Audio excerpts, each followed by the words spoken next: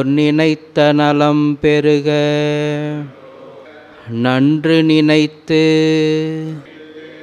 எல்லோரும் வாழ்க இசைந்து திருவருட்பிரகாச வள்ளல் பெருமானார் தெய்வத் திருவடிகளே சரணம் சரணம்.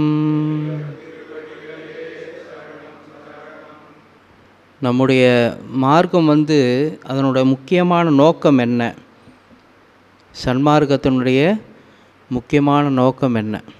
ஆன்மீகத்தினுடைய முக்கியமான நோக்கம் என்ன அப்படின்னு கொஞ்சம் யோசனை பண்ணி பார்த்தோம்னா, நம்மளை எப்பொழுதும் உயிரோடு இருக்க வைக்கிறது தான் அதோட நோக்கம்.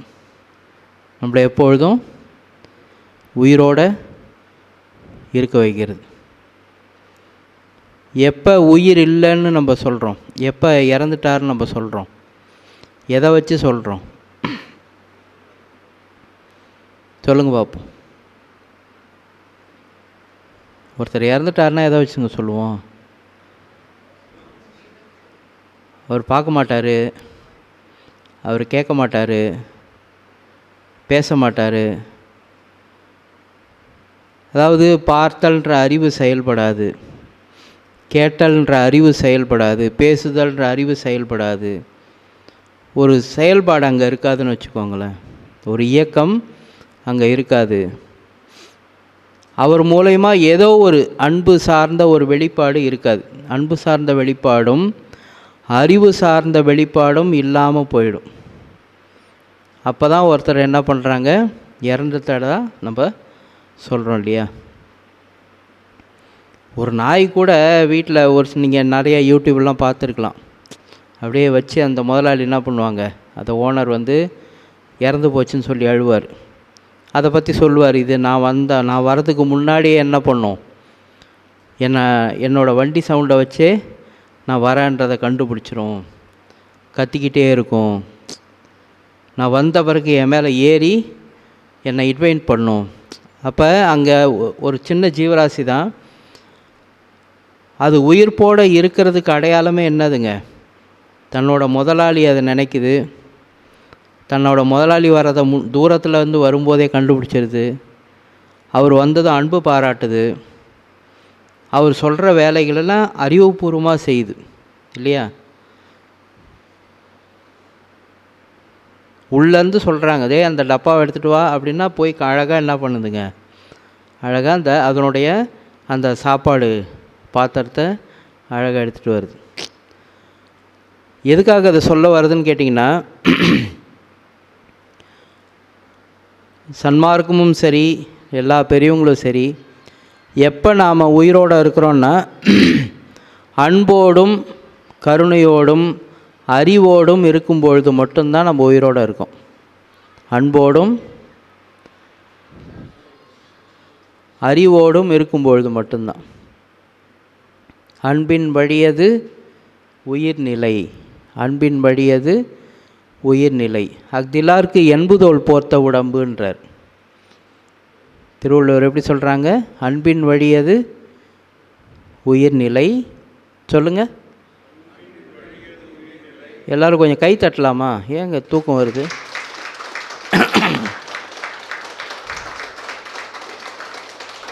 நல்லது நல்லது. இப்போ என்னென்னா, கை தட்டினதான் நிறைய பேர் முழிச்சிக்கிட்டாங்க. இப்போ எல்லோரும் நம்ம உயிர்ப்போட இல்லை, நம்ம எல்லோரும் ஒரு சிறிய மரணத்துக்கு போயிட்டோம். உறங்குவது போலும் சாக்காடு. இப்போ உறக்க நிலையில் என்ன நடக்குது? உறக்கமும் பாருங்கள். ஒரு மரணம்னு ஏன் சொல்கிறாங்கன்னா, உறக்க நிலையில் யாரோ ஒருத்தவங்க பசியோடு சாப்பாடு கேட்குறாங்கன்னு வச்சுக்கோங்களேன். நம்ம வீட்டில் இருக்கிறவங்களோ இல்லை யாரோ பசியோடு கேட்டாங்கன்னு நமக்கு தெரியுமா? தெரியாது. நம்மக்கிட்ட அந்த அறிவு சார்ந்த செயல்பாடுகள் எதாவது இருக்குமா? ஒரு கட்டை மாதிரி, மரக்கட்டை மாதிரி என்ன பண்ணுவோம், தூங்கும்போது அப்படி இருப்போம். அதே போல் நம்மளை நோக்கி ஏதோ ஒரு அறிவு சார்ந்த ஒரு சொல்லோ ஒரு செயல்பாடோ நம்ம கிட்ட நடக்குதுன்னா அது நமக்கு தெரியும், நம்ம கான்ஷியஸில் இருக்கவே இருக்காது. அதனால தான் தூக்கத்தை கூட ஒரு மரணத்துக்கு ஒப்பாக சொல்கிறாங்க. அப்போ நம்ம எல்லாம் உயிரோடு இருக்கணுன்னா என்ன பண்ணணுங்க? எப்பொழுதுமே அன்போடு இருக்கணும், அறிவோடு இருக்கணும். அதனால தான் வள்ளல் பெருமான் சன்மார்க்கத்தில் 2 சாதனம் தான் சொல்கிறார். ஒன்று சத்விசாரம், இன்னொன்று பரோபகாரம். சத்விசாரம் செய்யும்போது எது தூண்டப்படுங்க? அறிவு தூண்டப்படும். பரோபகாரம் செய்யும்போது என்ன தூண்டப்படுங்க? அன்பு தூண்டப்படும்.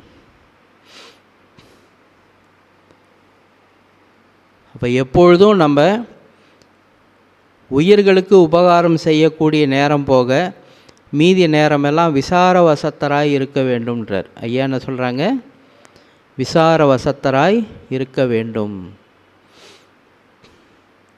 விசாரத்துக்கு நம்ம வசமாக மாறலைன்னா நம்ம வேறு ஒன்றுத்துக்கு வசமாயிடுவோம். வேறு விஷயங்களுக்கு, உலகியல் விஷயங்களுக்கு, மாயை விஷயங்களுக்கு நம்ம என்ன பண்ணிவிடுவோம்? இயல்பாகவே வசமாக மாறிடுவோம். அப்புறம் அறியாமை தான் மேலோங்குமே தவிர அறிவு மேலோங்காது. அறியாமை தான் மேலோங்குமே தவிர அறிவு நமக்கு விளங்காது. அதனால் சன்மார்க்கம் அப்படின்றது கூடுமான வரைக்கும் நீங்கள்லாம் அந்த ஜீவகாருண்யம், பசித்தவிர்த்தல் அப்படின்ற ஒரு விஷயம் உங்கள் எல்லாருக்குமே தெரியும், நம்ம எல்லாருக்குமே தெரியும். ஆனால் அது மட்டுமே கிடையாது சன்மார்க்கம். அது மட்டுமே கிடையாது. ஏதோ காலையில் 6 மணிக்கு நம்ம கஞ்சி ஊற்றிட்டோம், 8 மணிக்கு நம்ம கஞ்சி ஊற்றிட்டோம், அதுக்கப்புறம் மதியம் சாப்பாடு கொடுத்துட்டோம், அதுக்கப்புறம் ஒன்றுமே இல்லை தானே, அதுக்கப்புறம் எந்த செயல்பாடு இல்லை தானே, அப்படி நம்ம நினச்சிட்ருக்கோம். அதோட சன்மார்க்கமே முடிஞ்சு போனதாக நம்ம நினச்சிக்கிறோம். இல்லை, அப்படி கிடையாது. வள்ளல் பெருமான்னு சொல்கிறாங்க, எப்பொழுதும் விசாரவசத்தராக இருக்க வேண்டும். ஏன்னா அந்த விசாரம்ன்ற அதி உஷ்ணத்தினால தான் என்ன பண்ண முடியும்? அங்கே எப்படி திரை நீக்கிறாங்க பாருங்கள் ஞான சபையில். அந்த விசார அதி உஷ்ணத்தினால தான் நம்முடைய மாயா திரைகள் நீங்கும்னு சொல்கிறார். மாயா திரைகள் நீங்கும். அதுவும் குறிப்பாக நமக்கு ரொம்ப எளிமைப்படுத்தி கொடுக்குறாங்க. நீங்கள் கீழ்பாகத்தில் உள்ள அசுத்த மாயா திரையை மட்டும் உங்கள் முயற்சி கொண்டு நீக்கிக்கோங்க. மேல் பாகத்தில் உள்ள சுத்த மாயா திரையோடு சேர்த்து மற்றும் உள்ள எல்லா திரைகளும் இறைவன் தானாகவே நீக்கி கொடுத்துருவார். அப்போ இங்கே நமக்கு வேலை ரொம்ப சுருக்கமாக கொடுத்துருக்காங்க. நாம் செய்ய வேண்டியது என்னதுங்க? கீழ்பாகத்தில் இருக்கக்கூடிய அசுத்த மாயா திரை எல்லாருமே வாய் விட்டு சொல்லணும். ஏன்னா வாய் விட்டு சொல்ல தான் நம்ம மனசில் போய் பதியும். இப்போ ஸ்கூல்லலாம் பார்த்தீங்கன்னா வெறும் டீச்சர் மட்டுமே A for apple, B for ball, முடிஞ்சு போச்சு, போய்ட்டு வாங்க அப்படி சொல்லிடலாம்ல. ஏன் அவங்க சொல்லி திரும்ப உள்வாங்கி சொல்கிறாங்க? அப்போ தான் அது என்ன பண்ணுங்க, மனசில் ஆழமாக பதியும். ஆகையினால் நம்ம எல்லோரும் உயிர்ப்போடு இருக்கணும். அப்படின்னா அன்பும் அறிவும் நமக்குள்ளார எப்பயுமே வேலை செஞ்சுக்கிட்டே இருக்கணும். அன்பு அறிவு வேலை செய்யாத சமயம் எல்லாமே நம்ம என்னவா ஆயிட்டோம்? இறந்தவர்களாக மாறிவிட்டோம். இப்போ சன்மார்க்கத்திலையும் சரி, நம்ம திருவள்ளுவர் போன்ற பெருமகனார்களும் சரி, அவங்க கொடுத்த எல்லா நெறிமுறைகளுமே பார்த்திங்கன்னா இந்த அன்புக்கு எதெல்லாம் தடையாக இருக்குது, நம்ம அறிவை பெருக்கி கொள்ள எதெல்லாம் தடையாக இருக்குது, அதெல்லாம் செய்ய வேண்டாம்னு எழுதி வச்சுருப்பாங்க. அதான் ஒழுக்கம். அதுதான் ஒழுக்கம். எதை செய்யணும், எதை செய்யக்கூடாதுன்னு சொல்லியிருக்காங்களா? இதை ஏன் அந்த மாதிரி சொல்லியிருக்காங்க? ஏன் இந்த மாதிரி நெறிமுறைகள்லாம் வகுத்து கொடுத்து, இப்போ நமக்கு உணவு முறை முதல் கொண்டு பாருங்களேன். ஐயா வள்ளல் பெருமானோட நித்திய ஒழுக்க விதியில் அந்த கொடுக்கப்பட்ட உணவு முறை முதல் கொண்டு, ஐயா சொன்ன சாதனை முறைகள் முதல் கொண்டு எல்லாமே பார்த்திங்கன்னா நம்முடைய அன்பையும் அறிவையும் பெருக்கிக் கொள்வதற்காகவே இருக்கும். அன்பையும் அறிவையும் பெருக்கிக் கொள்வது. அன்பு அறிவு பெருகணுன்னா அதுக்கு முன்னாடி இன்னும் ஒன்று வேணுமா. சொன்ன மாதிரி நமக்குள்ளார அன்பும் அறிவும் வெளிப்படாமல் தடுக்கிறதுல ஒரு சில ஒழுக்க முறைகள் இருந்தாலும் கூட அதில் உடல் ஆரோக்கியமும் ஒரு முக்கிய குறிப்பாக இருக்குது. உடல் ஆரோக்கியமாக இல்லைன்னா அங்கே அந்த அந்த தேகத்திலேருந்து அன்பு வெளிப்பட முடியாது. அறிவு சார்ந்த விஷயங்கள் இப்போ ஒன்றும் இல்லை, தலைவலி வந்துடுச்சு. இப்போது சிம்பிளாக வச்சுக்கோமே, ஒரு தலைவலி நல்லா உச்சந்தலை பிச்சுட்டு போகுது. இந்த நேரம் உட்காந்து கேட்க முடியுமா? இல்லையா? இல்லை வெளியில் போய் நம்ம ஏதோ ஒரு இடத்துல அன்னதானம் நடக்குது, கூட போய் தொண்டு செய்ய முடியுமா? முதல்ல ஒரு மாத்திரையை போட்டு எங்கேயாவது படுக்கலான்னு தானே தோணுது இல்லையா? அப்போ உடல் ஆரோக்கியன்றது அறிவுக்கும் அன்புக்கும் ரொம்ப முக்கியத்துவம் வாய்ந்ததாக இருக்குது. அதனால தான் ஐயா இந்த உடம்பை பொன்னை போல பார்த்து கொள்ள வேண்டும் அப்படின்வாங்க. நம்ம உடல்நிலை சரியில்லைன்னா மனோநிலை சரி இருக்காது. உடம்பும் மனசும் வேறு வேறு இல்லை, ரெண்டும் ஒன்று. அதனால் இதில் இருக்கிற எந்த ஒரு விஷயத்தையுமே நம்ம எல்லாருமே நம்ம ஒரு விஷயத்தை எடுத்துக்கிட்டு கடைபிடிக்கிறோம். ஆனால் ஐயா ஒன்றுத்துக்கு ஒன்று லிங்க்கு கொடுக்குறாங்க.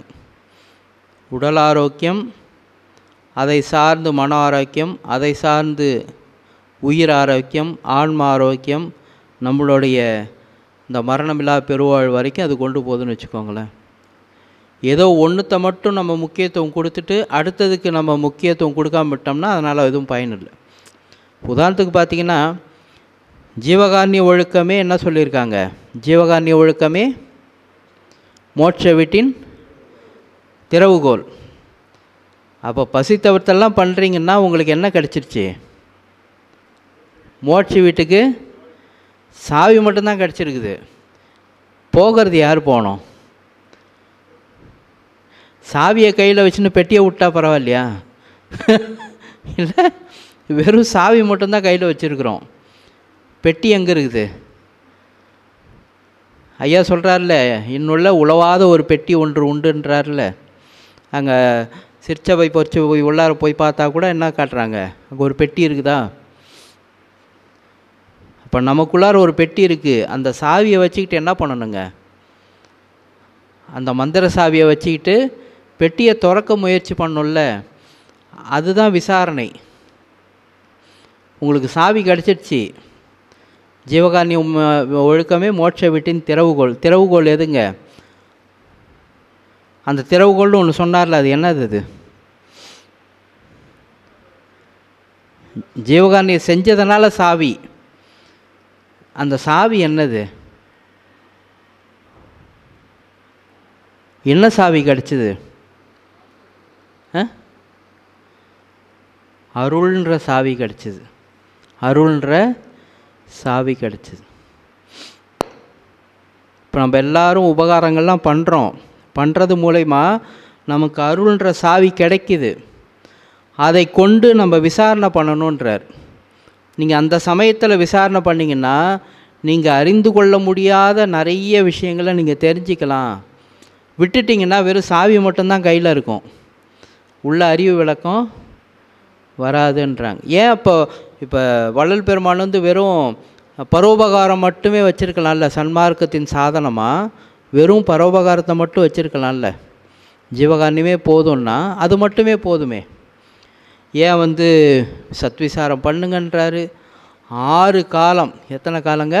சும்மா இல்லை, எத்தனை காலம்? 6 காலம். காலை சூரிய உதயம், உச்சி பொழுது, சாயரட்சை, மாலை, யாமம், வைகரைன்னு சொல்லி 6 பொழுதுகளை கொடுத்து 6 பொழுதுகளிலும் எல்லாம் வல்ல தலைவனை மன ஒருமையோடு தியானித்தல் வேண்டும்னு ஒன்று எழுதியிருக்கணும். ஏன் கரண ஒழுக்கம்னு ஒன்று எழுதியிருக்கணும்? ஐயா தியானத்துக்கு அதிகமாக முக்கியத்துவம் கொடுக்குறாரு தானே. அங்கங்கே நீங்கள் பார்க்குறோம் தானே இல்லையா? அதோடு நிறுத்தியிருக்கலாம்ல, ஜீவகாருண்யத்தோட நிறுத்தியிருக்கலாம்ல. அப்போ உயிர்களுக்கு உபகாரம் செய்வதுன்றது ஒரு பகுதி. அது தொடர்ந்தாப்பில் என்ன பண்ணிடணும்? நம்ம இறைவனை தியானித்தல். சத்விசாரம் சொல்லும்போது நம்ம அகவலில் படிக்கிறோம் பாருங்கள். என்றும் ஓர் நிலையாய், என்றும் ஓர் இயலாய், என்றும் உள்ளதுவாம் என் தனி சத்தேன்னு படிக்கிறோமா? அப்போ அந்த சத்தை விசாரிக்கிறதும் சத் விசாரம்தான். கண்ணை மூடி உட்காந்துக்கிட்டு 2 புருவங்களுக்கு மத்தியில் நினைவை நிறுத்திக்கிட்டு, என்னுள் இருந்து என்னை நீ வழிநடத்தி கொண்டிருக்கிறாயே, உன்னை நான் எப்பொழுதும் கருதுவதற்கு நினைப்பதற்கு அருள் செய்வாயாகன்னு இறைவனையே நினச்சிக்கிட்டு இருக்கிறதும் சத்து விசாரம்தான். இப்படி பேசுறது மட்டும் இல்லை, அறிவு சார்ந்த தகவல்கள் அருட்பால விளக்கம் தேடுறது அது மட்டும் இல்லை. ஏன்னா சத்திய சிறுவிண்ணப்பத்தில் இறைவனை பற்றின பெருமைகளை பற்றி சொல்லிக்கிட்டே வருவார். இயற்கை உண்மையர் என்றும், இயற்கை அறிவினர் என்றும், இயற்கை இன்பினர் என்றும், நித்தியர் என்றும், சத்தியர் என்றும் சொல்வார். சத்தியர் என்றும். அப்போ சத்து பொருள் எதுங்க? சத் மார்க்கம் சொல்கிறோம்ல, சத் மார்க்கம், சத்தை அடைவதற்கான வழி அப்படி சொல்கிறோம் பாருங்கள். அப்போ அந்த சத்து பொருள் எது? அருட்பெருஞ்சோதி. அப்போ அருட்பெருஞ்சோதியவே நினச்சிக்கிட்டு இருக்கிறதும் சத்து விசாரம்தான். அருட்பெருஞ்சோதியவே நினச்சிட்டு இருக்கிறதும் சத்து விசாரம்தான். இந்த தியானமும் ஒரு சத்விசாரம். அப்படி பார்த்தா தியானமும் என்னதுங்க? ஒரு சத்விசாரம். இப்போ பண்ணுறமே இது என்னதுங்க? என் மனசு அடிக்கடி இந்த உலகியல் சார்ந்த விஷயங்களுக்கே போயிடுது.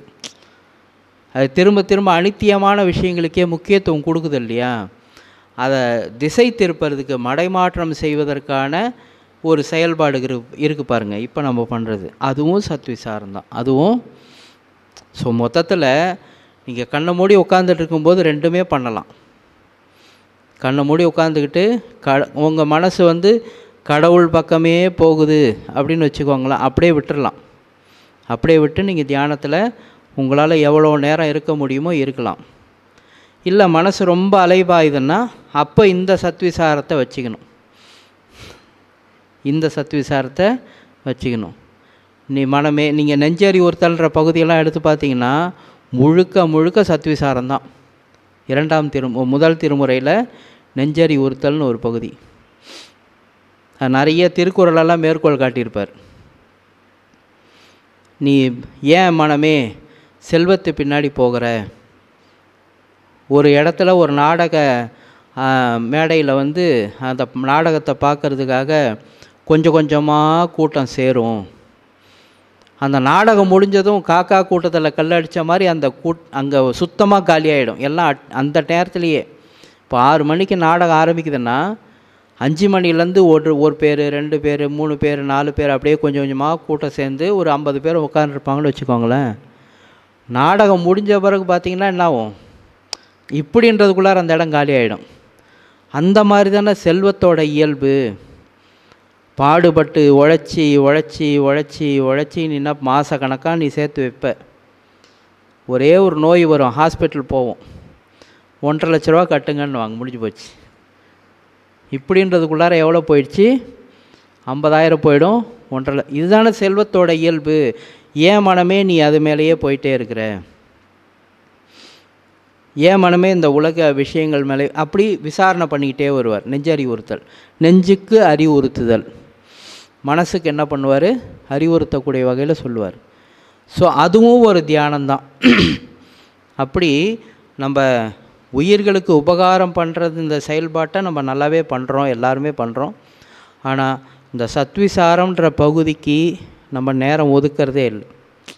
முடித்து வந்ததுமே நம்ம சிந்தனை எது பக்கம் போயிடுது அப்படின்னா அடுத்தது வேலை அது இதுன்னு நம்ம என்ன பண்ணிடுறோம், இதுக்குள்ளார போயிடும். அதனால தான் நமக்கு ஒரு முழுமையான இன்பம் நம்ம பல வருஷம் பண்ணாலும் கூட ஏன் நமக்குள்ளார ஒரு ஒரு ஒரு பேலன்ஸ்டு மனோநிலை, ஒரு சமநிலையான ஒரு மனோநிலை ஏன் வரமாட்டேங்குது அப்படின்னா, நம்ம தியானத்துக்கோ சத்விசாரத்துக்கோ நம்ம யாருமே அனுதினமும் முக்கியத்துவம் கொடுக்கறது இல்லை. அதனால் 2 கண்ணு ஒரு கண் பார்வை இல்லை, 2 கண்ணை வச்சு தான் என்ன பண்ணணும், ஒரு காட்சியை பார்க்குறோம் இல்லையா? அதுபோல் சத்விசாரம், பரோபகாரம், இது ரெண்டுமே ரொம்ப ரொம்ப ரொம்ப ரொம்ப முக்கியமானது. மனதை தூய்மைப்படுத்த வேண்டியது ரொம்ப முக்கியம். ஏன்னா வள்ளல் பெருமான் என்ன சொல்கிறாங்க, நாம் இப்போ பண்ணுறது பக்தியே இல்லையாமா. அந்த கரண சுத்தியின் பிரயோஜனம் பக்தியை விளைவிப்பதுன்றார். நம்ம மனசு சுத்தமானாதான் உண்மையான பக்தியே வருமாமா. மனசில் அழுக்கு இருக்கிற வரைக்கும் என்ன வராதுங்க, உண்மையான. இப்போது நம்ம வண்டி இருக்குதுன்னு வச்சுக்கோங்களேன், நம்ம வண்டி சர்வீஸ் பண்ணாமல் இருக்குது. சர்வீஸ் பண்ணாமல் இருக்கும்போது நம்ம ஓட்டும்போது அதோட ஸ்பீடு இருக்குது பாருங்கள், அதுவா அதனோட உண்மையான ஸ்பீடு? இல்லை. போய் நல்லா சர்வீஸ்க்கு விட்டுட்டு அந்த கார்பரேட்டில் இருக்கிற அடப்பெல்லாம் போக்கிட்டு அதுக்கப்புறம் ஓட்டி பாருங்களேன், சும்மா அப்படி காற்று மாதிரி பறக்கும்ல. அப்போ தான் அதனோட ஒரிஜினல் ஸ்பீடையே நீங்கள் பார்க்க முடியும்ல. அந்த மாதிரி இப்போ நம்ம பக்தி பண்ணுறது பக்தி கிடையாது. அந்த மனசை இப்போ கார்பரேட்டில் அடப்பு இருக்கிற மாதிரி மனசில் ஏகப்பட்ட காம குரோத லோப மோக மதம் ஆச்சரியன்ற அடப்பு உட்காண்ட்ருக்கு. அதை பரோபகாரம் செய்துட்டு சத்விசாரம் தியானம் இதெல்லாம் செய்து அதை தூய்மைப்படுத்தும் போது மட்டும்தான் உண்மையான பக்தியே பிறக்கும் அப்படின்றாங்க. அதனால் இதில் எல்லாமே ரொம்ப முக்கியம். ஒன்றை மட்டும் செஞ்சுட்டு மீதியை செய்யாமல் விட்டுட்டு அப்புறம் நான் சன்மார்க்கத்தில் இருந்தேன் எனக்கு ஒன்றுமே கிடைக்கலன்னு சொல்லக்கூடாது. ஏன்னா இதில் எல்லாம் ஒன்றுக்கு ஒன்று என்ன ஆயிருக்கு, தொடர்பில் இருக்குது. அதனால் தான் பாருங்கள், நம்ம கடந்த மாதம் கூட சொன்னோம், முதல்ல இந்திரிய ஒழுக்கம். இந்த உடம்பினுடைய அங்கங்கள் ஒழுங்குபடாமல் மனம் ஒருமுகப்படாது. மனம் ஒருமுகப்படாமல் மனம் பக்குவமாக இல்லாமல் ஜீவகாரணியமே பண்ண முடியாது. ஏன்னா ஜீவகாரணியம்னா என்னதுங்க, ஜீவகாரணியம் பண்ணால் அருள் கிடைக்கும்னு சொல்கிறாங்களா? அகவல்ல எந்த இடத்துல அருள் கிடைக்கும்னு எழுதியிருக்காரு, எப்போ அருள் கிடைக்கும்னு எழுதுகிறார். அருட்பேர் அதுவே அரும்பெறல் பெரும் பேர் இருட்பேர் அறுக்கும் என்று இயம்பிய சிவமேன்னு எழுதியிருக்காங்க.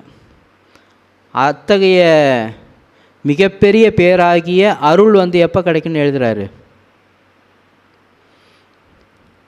விருப்போடு இகழ்வுரு. தெரியலைங்களா? அகவல் படித்தது இல்லையா? ஞாபகம் வருதுங்களா?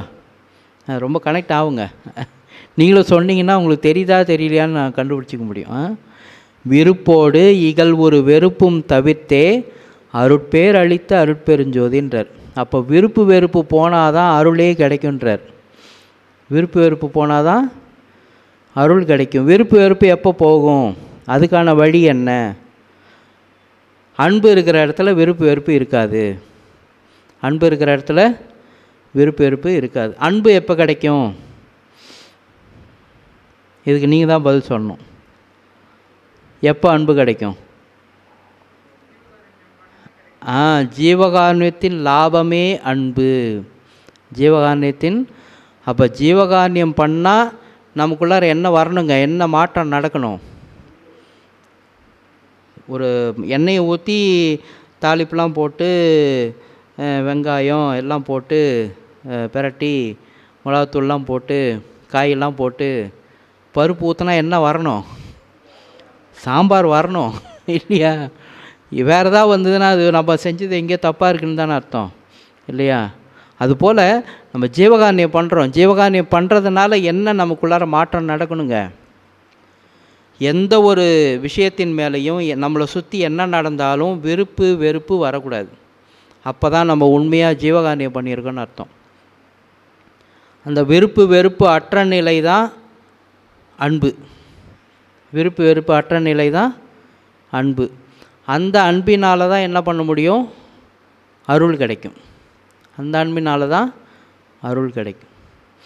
ஸோ இப்படிலாம் நம்ம விசாரணை பண்ணணும். இப்போ விசாரணையின் விளைவாக தான் நாம் செய்யக்கூடிய ஒரு செயல்னால் என்ன பலன் கிடைக்கும்ன்றது நமக்கு தெரிய வரும்.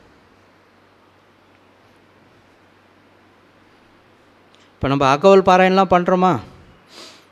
தினம் பண்ணுறோமா, எப்பயாவது ஒரு சமயம் பண்ணுறோமா?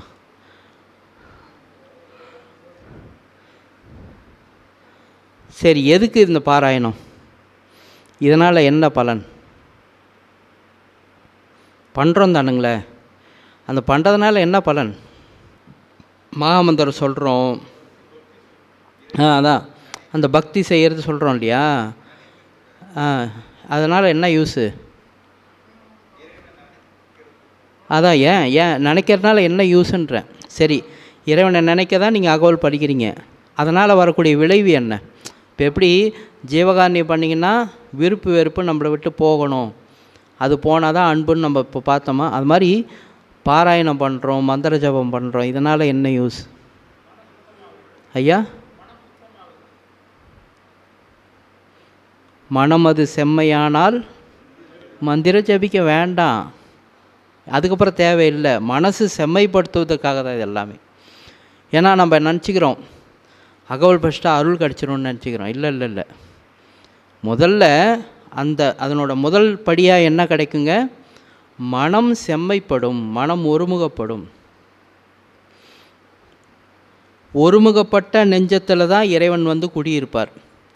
அப்போது படிக்க படிக்க அது எப்படி ஒருமுகப்படணும்? மற்ற உலகியல் விஷயங்கள் சிந்தனைகள் ஒட்டு மொத்தமாக நீங்கி வெறும் கடவுள் சிந்தனை மட்டும்தான் இருக்கணும். அந்த ஒரு நிலைமைக்கு போகணுமா?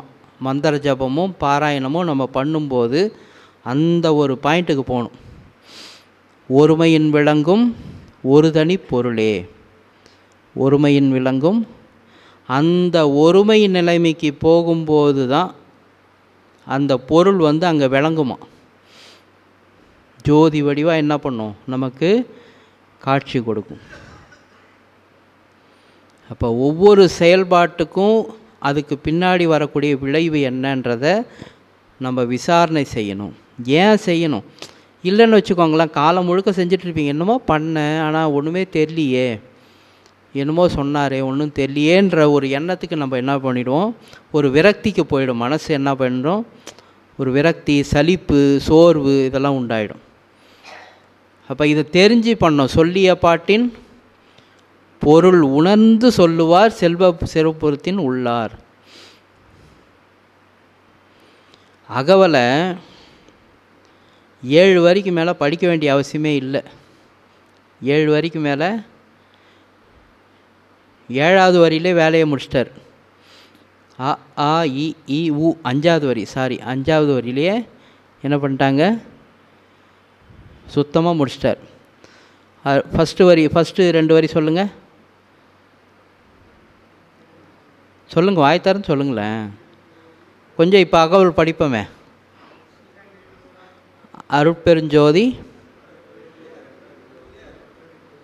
ஏன் 4 முறை அருட்பெருஞ்சோதி? கேள்வியோடு இது வரைக்கும் படிச்சிருக்கீங்களா? அகவல் படிக்கும்போது, ஏன்னா அகவல் வந்து வெறும் தோத்திர நூல் மட்டும் இல்லை, அருட்பாவே பொறுத்த வரைக்கும் வெறும் தோத்திர நூல் இல்லை, அது சாத்திர நூலும் கூட. சாத்திரம்னா டெக்னிக்ஸ், தந்திரங்களை நமக்கு சொல்லித்தரும். ஒரு சில விசாரணைகளை, விளக்கங்களை அது உள்ளே வச்சுருக்கும். ஏன் 4 முறை அருட்பெருஞ்சோதி?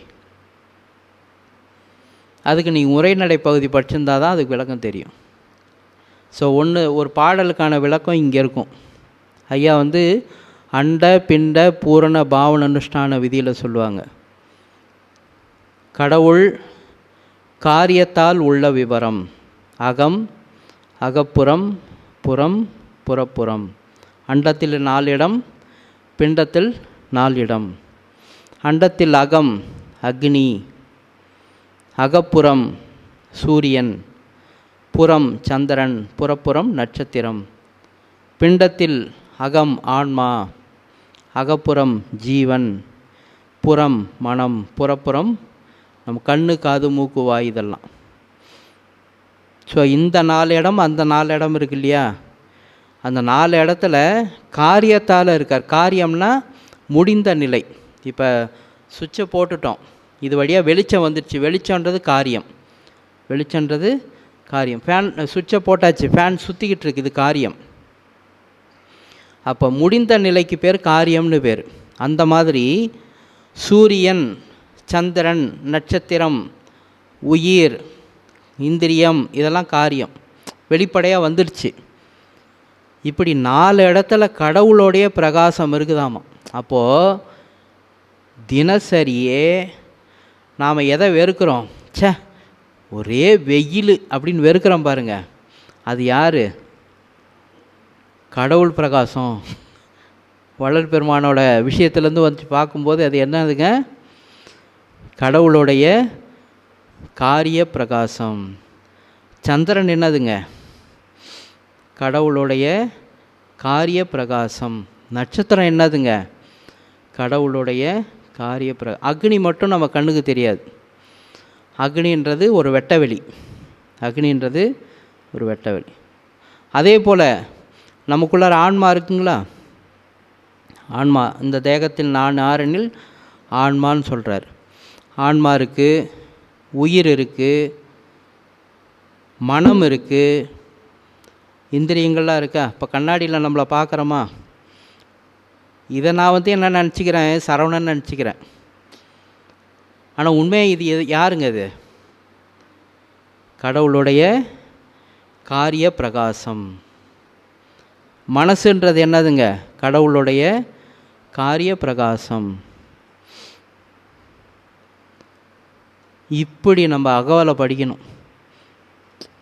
அப்படிப்பட்ட அண்டத்துலேயும், அண்டத்தில் 4 இடத்துலையும், பிண்டத்தில் 4 இடத்துலையுமா இருக்கக்கூடிய அந்த அருட்பெருஞ்சோதி, அருட்பெருஞ்சோதி, அருட்பெருஞ்சோதி, அருட்பெருஞ்சோதி அது என்னவா எப்படி இருக்குது?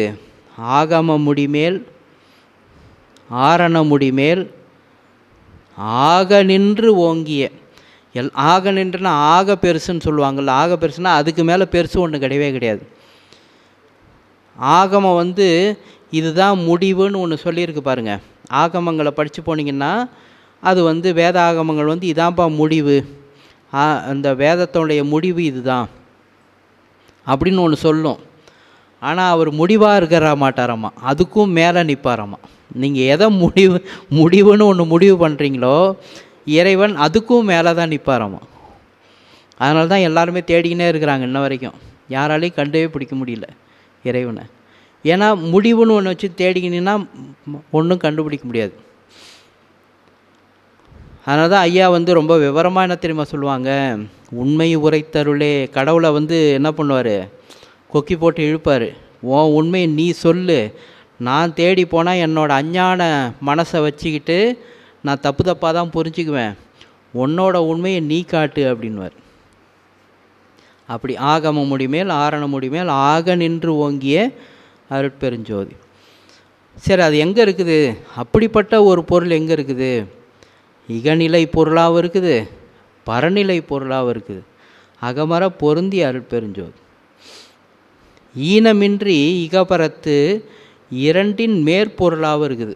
இகம் பரம் ரெண்டுத்துக்கும் மேலான ஒரு பொருளாகவும் இருக்குது. அதுக்கப்புறம் என்ன வருதுங்க? உரை மனம் கடந்த ஒரு பெரு வெளிமேல் அரசு செய்தோங்கும் டெக்னிக் சொல்லிட்டார். இப்படிலாம் இருக்குது பாருங்க. அந்த பொருளை நீங்கள் எப்படி பார்க்கலாம்? முதல்ல அந்த நாட்டுக்குள்ளார என்ட்ராகணும், அந்த நாட்டுக்குள்ளார நுழையணும். நுழையணுன்னா என்ன பண்ணணுங்க? அந்த இறைவனோட பெருமை, அந்த வெளி எப்படிப்பட்ட வெளி? சொல்லால் விளக்க முடியாதது உரை, நினைவால் எண்ணங்களால் நெருங்க முடியாதது மனம். உரை மனம் கடந்த ஒரு பெரிய வெளியாமா. உரை மனம் கடந்த, சொல்லாலையும் எண்ணத்தாலேயோ விளக்க முடியாத, நெருங்க முடியாத தன்மை கொண்டது அந்த வெளி. ஒரு பெரிய வெளி மேல் அரசாட்சி பண்ணிகிட்ருக்காராமா. அரசு செய்து ஓங்கும் அருட்பெருஞ்சோதி. ஏன் ஞான சபைக்குள்ளார போனால் வாய் திறவா மௌனமதே ஆகும்னு போட்டிருக்காங்க. வள்ளல் பெருமான் தமிழ் அந்த விளக்கம் கொடுக்கும்போது சொல்லுவாங்க, இறைவனை நீங்கள் அடையணுன்னா சத்தம் போட்டுக்கிட்டே இருந்தீங்கன்னா அடைய முடியாது. பேசிக்கிட்டோ ஏதாவது செயல்பாடுகள் செஞ்சுக்கிட்டே இருந்தீங்கன்னா அடைய முடியாதாம்மா. சுத்த மௌனாதீதவியலால் அப்படின்றார். சுத்த மௌனம்ன்றார்.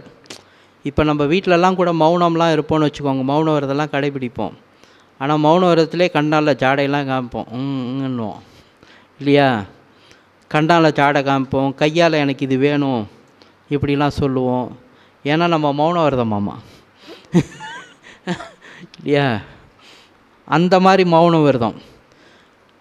இந்த சாதாரண மௌன விரதத்துக்கே எந்த அசைவுமே இருக்கக்கூடாது. ஆடாதீர் சற்றும் அசையாதீர். ஆடாமல் அசையாமல் இருக்கணுன்றாங்க உடம்பு. அதுக்கப்புறம் வேறு ஒன்றை நாடாதீர். உடம்பை கூட ஆடாமல் அசையாமல் ஒரு இடத்துல உட்கார வச்சிடலாம், மனசை இல்லையா? அது அப்படியே வெளியில் போகும்ல. வீட்டில் உட்காந்துருப்பீங்க, இங்கே பார்த்தா காரக்குழம்பு செய்வாங்க, அந்த வாசனை அப்படியே உள்ளே வரும், வந்ததும் பின்னாடி நம்ம போயிடுவோம், அவ்வளோதான். உடம்பு மட்டும் இங்கே இருக்கும், மனசு கிச்சனில் இருக்கும் இல்லையா? வேறு ஒன்றை நாடாதீர், பொய் உலகை நம்பாதீர். சுத்தமாக எந்த விதமான வெளி விஷயங்களுக்கும் மனசு போகாமல், அதாவது காது திறந்துருக்கணும் ஆனால் கேட்கக்கூடாது, மூக்கு திறந்துருக்கணும் முகரக்கூடாது, வாய் இருக்கணும் பேசக்கூடாது, உடம்பு இருக்கணும் அசையக்கூடாது. அந்த அளவுக்கு சுத்த மௌனாதீதவியலால் தான் அருட்பெருஞ்சோதி இறைவனை அனுபவிக்க முடியுன்றார். அருட்பெருஞ்சோதி இறைவனை அனுபவிக்க முடியும். அப்போ உரை மனம் கடந்த, அப்போ நம்ம இங்கே நமக்கு என்ன இது சொல்லித்தருது அப்படின்னு கேட்டிங்கன்னா, நம்ம வாழ்க்கையில் முதல் கடமையாக நம்ம செய்ய வேண்டியது என்ன அப்படின்றத சொல்லிடுச்சு. இதை திருக்குறளும் சொல்லிடுச்சு. தவம் செய்வோர் தம் கர்மம் செய்வோர். தவம் செய்யும்போது நீங்கள் என்ன பண்ணிடுறீங்க? வாய் பேசாமல் உட்காந்துடுறீங்களா? உடம்பு அசைக்காமல் உட்காந்துடுறீங்களா? மனசை கடக்க நீங்கள் முயற்சி பண்ணுறீங்களா? ஸோ இதான் ஸ்டெப். இந்த மாதிரி நிலைமை இந்த மாதிரி நீங்கள் நம்ம தவம் பண்ணும்போது, இந்த மாதிரி செயல்பாடு செய்யும்போது என்ன எங்கே போகிறோம்? நம்ம ஒரு பெரிய வெளிக்கு போகிறோம். அந்த பெரிய வெளி எப்படிப்பட்ட வெளி? இறைவன் அரசாட்சி பண்ணிகிட்டு இருக்கிற வெளிக்குள்ளார போயிடும். இதுதான் முதல் படி. முக்தி என்பது நிலை 300 சாதனம். ஸோ சித்தின்ற ஒரு நிலைமைக்கு போகிறதுக்கு முன்னாடி நம்ம செய்ய வேண்டிய ஒரு படிநிலை என்னங்க?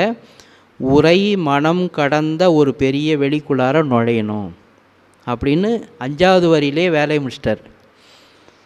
சரி, இப்படி நம்ம விசாரணையோடு அருட்பாவை அணுகணும். அருட்பாவை எடுத்து வாசிக்கும்போது ஒரு புக்கை எடுத்து அப்படி பிரித்து வைக்கிறீங்கன்னா அதில் என்னென்னலாம் சொல்லியிருக்காங்க, எப்படி சொல்லியிருக்காங்க, ஏன் இந்த வார்த்தையை சொல்லியிருக்காங்க. அப்போது உங்களுக்கு ஒரு வரியிலே இப்போ பார்த்தீங்கன்னா 5 வரி தான் பார்த்தோம், அரை மணி நேரம் போயிடுச்சு. நான் படிக்க வேண்டியதை விட்டுட்டேன், படிக்கணும்னு வந்ததை விட்டுட்டேன். சரிங்களா? அதனால் அவ்வளோ அற்புதமான விஷயங்கள் இருக்குன்னு வச்சுக்கோங்களேன். அப்படி விசாரணைக்குள்ளார போயிட்டிங்கன்னா, இப்போது கொஞ்ச நேரத்தில் நம்ம சொல்லும்போது கற்பனையாக நீங்கள் ஒரு வெளிக்குள்ளார போனீங்களா, இதான் சொல்லிய பாட்டின் பொருள் உணர்ந்து சொன்னீங்கன்னா இப்போவே அங்கே இருக்கலாம். இப்போ நீங்கள் இங்கே இல்லை, இந்த பூமியில் இல்லை. இப்படி பேசிகிட்டு இருக்கும்போதே கொஞ்சம் கொஞ்சமாக நம்ம மனசு எங்கே போயிடுச்சிங்க? விசாரணையின் மூலமாக. சத்து விசாரத்தினோட நோக்கமே என்னென்னா சத்துக்கிட்டேயே போயிடுவோம். நம்மையே அறியாமல் கொஞ்சம் நீங்கள் அப்படியே கண்ணை மூடி கவனித்து பாருங்கள், இப்போ எந்த எண்ணமுமே இருக்காது. ஏதோ ஒரு இனம் புரியாத ஒரு மௌனம் இருக்கும். அதான் சத்விசாரத்தினுடைய பலனே என்னன்னு கேட்டிங்கன்னா, அது இயல்பாகவே ஒரு மௌனத்துக்கு கூட்டிகிட்டு போயிடும். சரிங்களா? அப்படி நம்ம வாழ்க்கையில் அவசியம் செய்ய வேண்டியது சத்விசாரம், பரோபகாரம். பரோபகாரம் நம்ம எல்லாருமே செய்கிறோம், யாரும் செய்யாமலாம் இல்லை. அட்லீஸ்ட் மாதத்தில் ஒரு முறையாவது செய்கிறதுக்கான ஒரு ஏற்பாடை நம்ம பண்ணுறோம். இல்லை ரோட்டில் போகும்போது ஒரு காலையில் எழுந்து எறும்புக்கு சர்க்கரை வைக்கிறோமோ, இல்லை ஒரு நாய்க்குட்டிக்கு பிஸ்கட் வாங்கி போடுறோமோ, இல்லை ஒரு ஏழைக்கு பார்த்தா பசியாற்றுவித்தல் செய்கிறோமோ, இல்லை ஒரு சில பேர்லாம் தினசரி காலையில் கஞ்சி உயிர்களுக்கு, ஏழைகளுக்கு உபகாரம் பண்ணுறத ஒரு தொழிலாகவே அவங்க காலை கடமையாகவே, முதல் கடமையாகவே அப்படிலாம் வச்சு செயல்படுறவங்களும் இருக்கிறாங்க. இல்லை மாதத்தில் ஒரு முறை பூசத்தன்னைக்கு இந்த மாதிரி ஏதாவது குறிப்பிட்ட நாளில் அது மாதிரி செய்கிறவங்களும் இருக்கிறாங்க. ஸோ பரோபகாரம் ஏதோ ஒரு வகையில் நடந்துக்கிட்டே இருக்குது. ஆனால் எது நடக்கலைங்க, சத்விசாரம் இன்னும் யாருமே நம்ம என்ன பண்ணல, உட்காந்து நம்ம பண்ணுறதே இல்லை. அது அவசியம் நம்ம பண்ணோம். ஐயா வந்து அதுக்கு ரொம்ப முக்கியத்துவம் கொடுக்குறார். வள்ளல் பெருமான் அங்கே வந்து கொடி ஏற்றி வச்சு பேருபதேசம் பண்ணுறாரு பாருங்க. முதல்லையே சொல்கிறார், நீங்கள் இதுவரையில் இருந்தது போல் இனியும் வீண் காலம் கழித்து கொண்டிராதீர்கள். நம்முடைய நிலை எப்படிப்பட்டது, நமக்கு மேல் நம்மை அதிர்ஷ்டிக்கின்ற தெய்வத்தினுடைய நிலை எப்படிப்பட்டது என்று ஊன்றி விசாரிக்க வேண்டும்ட்டார்.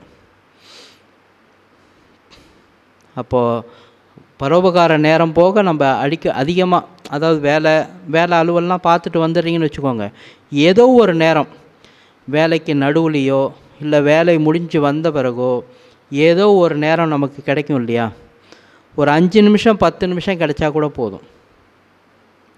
அந்த நேரத்தில் டக்குன்னு நம்ம என்ன பண்ணணும், ஏதோ ஒரு இடத்துல போய் உட்காந்துக்கிட்டு, இடம் நமக்கு எதுவுமே தேவையில்லை, ஜோதி ஏற்றி வைக்கணும் அதெல்லாம் எதுவுமே தேவையில்லை. சும்மா எந்த இடம், ஒரு மரத்தடி நிழலோ இல்லை ஏதோ ஒரு சேரோ ஏதோ இடத்துல போய் உட்காந்துக்கிட்டு கண்ணை மூடிக்கிட்டு புருவமத்தில் கவனம் வச்சுக்கிட்டு அப்படியே உட்காந்துருக்க வேண்டியது தான். இறைவா இறைவா இறைவா இறைவா, சத்தம் நினைக்கிறதே சத்து விசாரம்தான். சத்தம் நினைக்கிறதே சத்து விசாரம்தான். ஏன்னா விசாரத்தினுடைய நோக்கமே என்னங்க, விசாரம்னா என்னது? பேருபதேசம் படிச்சிருக்கோமா? எத்தனை பேர் படிச்சிருக்கீங்க பேருபதேசம்? நல்லா தைரியமாக கை தூக்கலாம், தைரியமாக. பேருபதேசம் அவசியம் படிங்க. ஐயா வந்து நிறைவாக சொல்லிட்டு போன ஒரு விஷயம், பேருபதேசம் ஞானசரியை, இது ரெண்டும் நம்ம எப்பயுமே படிச்சுக்கிட்டே இருக்கணும். ரொம்ப ரொம்ப முக்கியமான பகுதிகளை அதில் தான் ஓப்பன் பண்ணுறாங்க. ஏன்னா ஏதோ நம்ம இங்கே வடலூர் வந்தோம், மாதம் வடலூர் வரோம் போகிறோம், ஜோதி பார்க்குறோம் போகிறோம் அப்படின்லாம் அதை வந்து வள்ளல் பெருமான் விரும்பலை. அதை வந்து வள்ளல் பெருமான் விரும்பலை. இன்னும் கேட்டால் இங்கே யாரும் வர வேண்டிய அவசியமே இல்லை. எப்போ நாம் ஐயா சொன்னதை கடைபிடித்து இருக்கிறோமோ அப்போ தான் வள்ளல் பெருமான் நம்ம இடத்துக்கு தேடி வந்துடுவார். வள்ளல் பெருமான் என்ன பண்ணுவாங்க, என் புள்ள ஒருத்தன் அங்கே இருக்கிறான்டா, நம்ம புராணத்தெல்லாம் கூட கேள்விப்பட்டிருப்போம் பாருங்கள், மனசுக்குள்ளார ஒருத்தர் கோயில் கட்டினார் இல்லையா, அங்கே ஒரு ராஜா வந்து பெருசாக கோயில் கட்டினார், கோடிக்கணக்கில் செலவு பண்ணி பெருசாக கோயில், அந்த கோயிலுக்கு போகலையே, மனசுக்குள்ளார ஆத்மார்த்தமாக கட்டின கோயிலுக்கு தானே இறைவன் தேடி வந்தார். அது மாதிரி இங்கே வள்ளல் பெருமான் யாரை தேடி வருவாங்க, நாம் வள்ளல் பெருமானை தேடி வரணும்னு அவசியம் இல்லை. இது நல்லது தான், இந்த மாதிரி ஒரு பழக்கம் வர்றது நல்லது தான், வடலூர் வந்து போகிறதுன்றது நல்லது தான். ஆனால் இதை வந்து நம்ம ஒரு பெரிய காரியமாக நம்ம நினச்சிக்கூடாது. இது வந்து நம்மளை அடிக்கடி, ஏன்னா ரொம்ப உலகியலாக நம்ம சுற்றிக்கிட்டே இருக்கோம் பாருங்கள், அதில் வந்து கொஞ்சம் நம்மளோட சிந்தனையை வந்து செம்மைப்படுத்திக்கிறதுக்காக இந்த மாதிரி இடங்களுக்கு வந்து போகிறது நல்லது தான். ஐயாவே சொல்கிறார், இந்த மாதிரி இடங்களுக்கு இந்திரிய ஒழுக்கத்தில் ஒரு ஒழுக்கமாகவே சொல்கிறாரு, சாதுக்கள் வாசஸ்தலங்களிலும் திவ்ய திருப்பதிகளிலும் சஞ்சரித்தல்னு சொல்கிறார். ஆனால் இந்த இடத்துக்கெலாம் வந்து வந்து போகணும் தான்.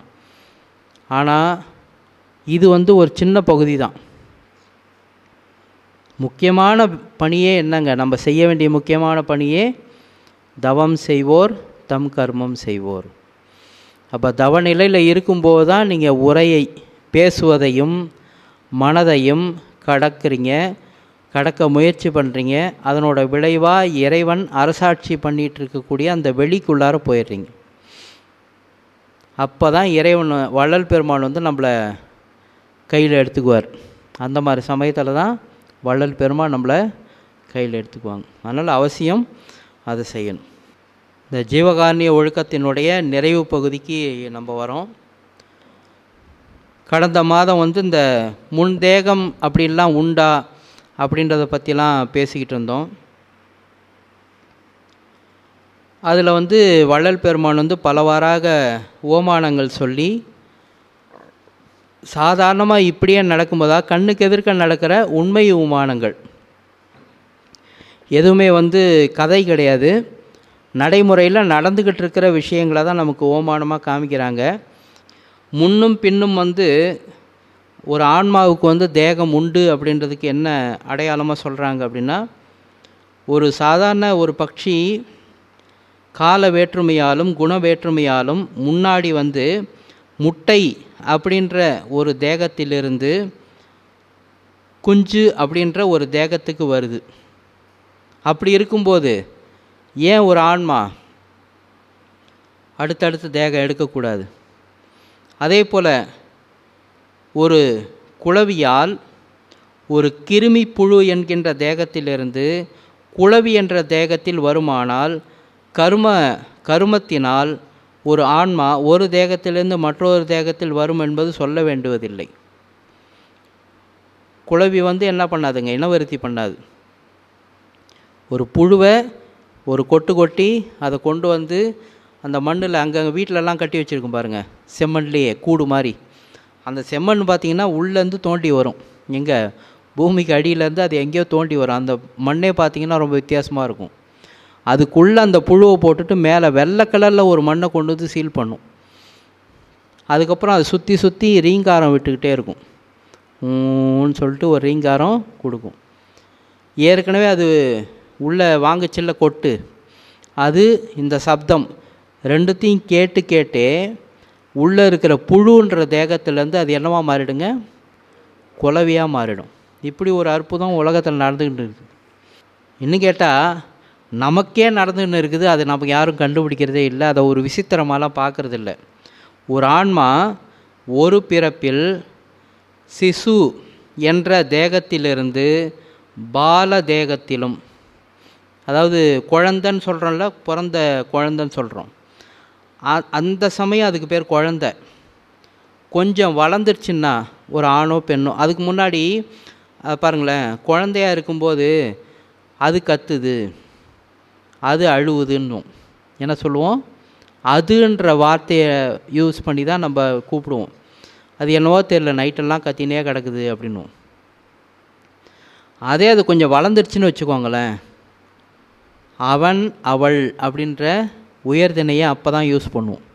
பாலன்ற பருவம் வரும்போது தான் அவன் அவள் அப்படின்றதே வரும். அதுக்கு முன்னாடி ஆணாக இருந்தாலும் பெண்ணாக இருந்தாலும் அது அதுதான். அது எப்படி ஆடை அது மாடை அதுன்னு பாரு, அதே முறை நம்மளையும் அந்த குழந்தையாக இருக்கும்போது அதுதான். ஏன்னா இன்னும் அறிவு வளர்ச்சி இல்லை, அது ஓரறிவு தன்மையில் தான் இருக்குது. பாலதேகத்திலும், பாலதேகத்திலிருந்து வாலிப தேகத்திலும், வாலிப தேகத்திலிருந்து வார்த்திப அதாவது முதுமை தேகத்திலும் வருமானால் அந்த ஆன்மா கண்ம பேதத்தால் வேறு பிண்ட தேகத்தில் வரும் என்பது சொல்ல வேண்டுவதில்லை அப்படின்றார். இப்படி பல உதாரணங்களை காமிக்கிறாங்க. அதாவது நமக்கு முன்னாடியும் பின்னாடி என்ன இருக்குங்க, பிறவின்னு ஒன்று இருக்குது. ஏன்னா நம்ம எல்லாருமே என்ன நினச்சிட்ருக்கோம், இப்போ கூட இன்றைக்கி கூட சாமிகளோட பேசிகிட்டு இருக்கும்போது ஒரு சின்ன தகவல் சொன்னாங்க. தர்மர்கிட்ட வந்து ஒருத்தர் வந்து தர்மம் கேட்க வந்தார். தர்மர்கிட்ட தர்மம் கேட்டு வந்தாராம்மா. தர்மர் உடனே என்ன சொன்னாராம், நாளைக்கு வாங்க அப்படின்னு சொன்னாராம். தர்மர் என்ன சொன்னாராம், நாளைக்கு வாங்க அப்படி சொன்னாராம். இதை பீமன் கேட்டு நின்றுட்டு என்ன பண்ணானா, பறை எடுத்துக்கிட்டு தெருவாக போய் டமன்னு அடித்தானான். எங்கள் அண்ணனுக்கு தர்மருக்கு வந்து முக்காலமும் தெரிஞ்சிருச்சின்னு சொல்லி டமன்னு டமாரம் அடித்தானான். உடனே தர்மர் வந்து என்ன அவன் பைத்தியக்கார மாதிரி கத்துறானே அப்படி சொல்லிட்டு கூப்பிட்டு கேட்டானா, ஏன் அந்த மாதிரி செய்கிற அப்படின்னோடனே, நீ உங்ககிட்ட தர்மம் கேட்டு வந்தவனுக்கு நாளைக்கு வான்னு சொன்னியே அதனால தான் அப்படின்னாரான். ஏன் இதில் என்ன இருக்குது அப்படின்னோடனே, இல்லை நாளைக்கு நீ உயிரோடு இருப்பன்னு உனக்கு முன்னுக்கூட்டியே தெரிஞ்சு போச்சே, நாளைக்கு வர சொல்லியிருக்கியே, அதுவும் நாளைக்கு நீ செல்வத்தோடு இருப்பான்னு வேற உனக்கு முன்கூட்டி தெரிஞ்சு போச்சு. நாளைக்கு அவன் பிச்சைக்காரனாக தான் இருப்பான்றதும் உனக்கு முன்கூட்டி தெரிஞ்சு போச்சு இல்லை. முக்காலும் உணர்ந்தவனாக மாறிட்டியே அப்படின்னாராம். அப்போ தான் தர்மரோட அந்த அறியாமை புரிஞ்சுதாமா. நாளைக்கு பார்த்துக்கலாம், அப்புறம் பார்த்துக்கலாம் நம்ம பிளான் போட்டுன்னு இருக்கிறோம். அடுத்த நிமிஷம் நம்ம உயிரோடு இருப்போமான்னு தெரியாது. அடுத்த நிமிஷம் இது ஒரு பெரிய மயக்கம், பெரிய மாயை. ஏன் வள்ளல் பெருமான் விரைந்து வம்மின் விரைந்து வம்மின் விரைந்து வம்மின் அடிச்சிக்கிறாரு அப்படின்னு கேட்டிங்கன்னா, மரணம் எப்போ வேணாலும் வரும். எல்லாத்துக்குமே ஓரறிவுலேருந்து ஆரம்பித்து 6 அறிவு படைத்த நம்ம வரைக்கும் எப்போ வேணாலும் மரணம் நிகழும். எத்தனை முறை நம்ம பார்த்துருக்கோம். ஒரு வேப்ப மரத்துலேருந்து வேப்ப பூ கொட்டி பார்த்துருக்கோமா? ஆக்சுவலாக அந்த பூ என்ன ஆகணும்? பூன்றது என்னதுங்க? பழத்துக்கு முன்னாடிக்கும் முன்னாடி நிலை, பழத்துக்கும் முன்னாடிக்கும் முன்னாடி நிலை. அதாவது பூ காய் அதுக்கப்புறம் தானே பழம். ஆனால் பாருங்கள், பூவிலே உளுந்து போச்சே, காயிலே உளுந்து போச்சே இல்லை. அப்போது ஓரறிவுலேருந்து 6 அறிவு வரைக்கும் எப்போ வேணாலும் மரணம் வரலாமே. நம்ம என்ன பண்ணுறோம்? இன்னும் எனக்கு கொஞ்சம் கடமைகள்லாம் பாக்கி இருக்குது, இன்னும் என்ன கொஞ்சம்.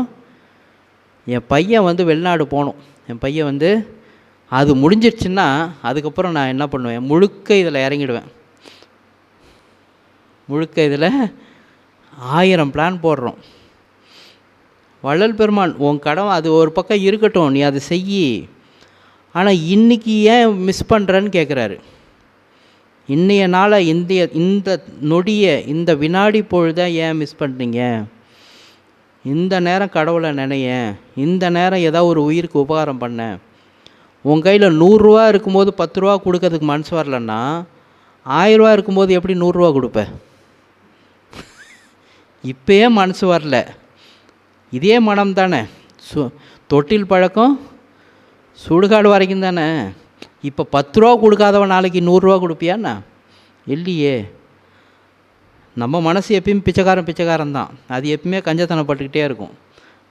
எவ்வளோ வந்தாலும் அதுக்கு கொடுக்கக்கூடாதுன்னு முடிவு பண்ணிச்சுன்னா கொடுக்கவே கொடுக்காது. அதனால தான் சொல்கிறாங்க, காலத்தை தள்ளி போடாதீங்க.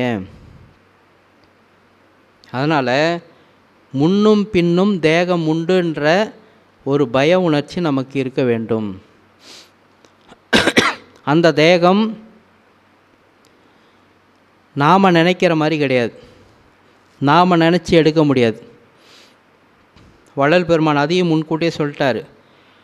முதல்ல மனுஷ தேகன் நமக்கு ஒன்று கொடுத்தாராமா. முதல்ல இப்போ பலவேறு பிறவிகளை கடந்து வந்திருக்கோம். முதல்ல மனுஷ தேகன் ஒன்று கொடுத்து, என்னுடைய இன்பத்தை நீ அனுபவி அப்படின்னு சொல்லி அதுக்கான ஒரு சில ரூல்ஸ் அண்ட் ரெகுலேஷன்லாம் கொடுத்துருக்காரு. அப்போவே நம்ம மிஸ் பண்ணிட்டோம், அப்போவே நம்ம செய்யாமல் விட்டுட்டோம். விட்டதின் விளைவு தான் இப்போ வரைக்கும் நம்ம பிறந்து இறந்து பிறந்து இறந்து பிறந்து இறந்து வந்துக்கிட்டே இருக்கோம்.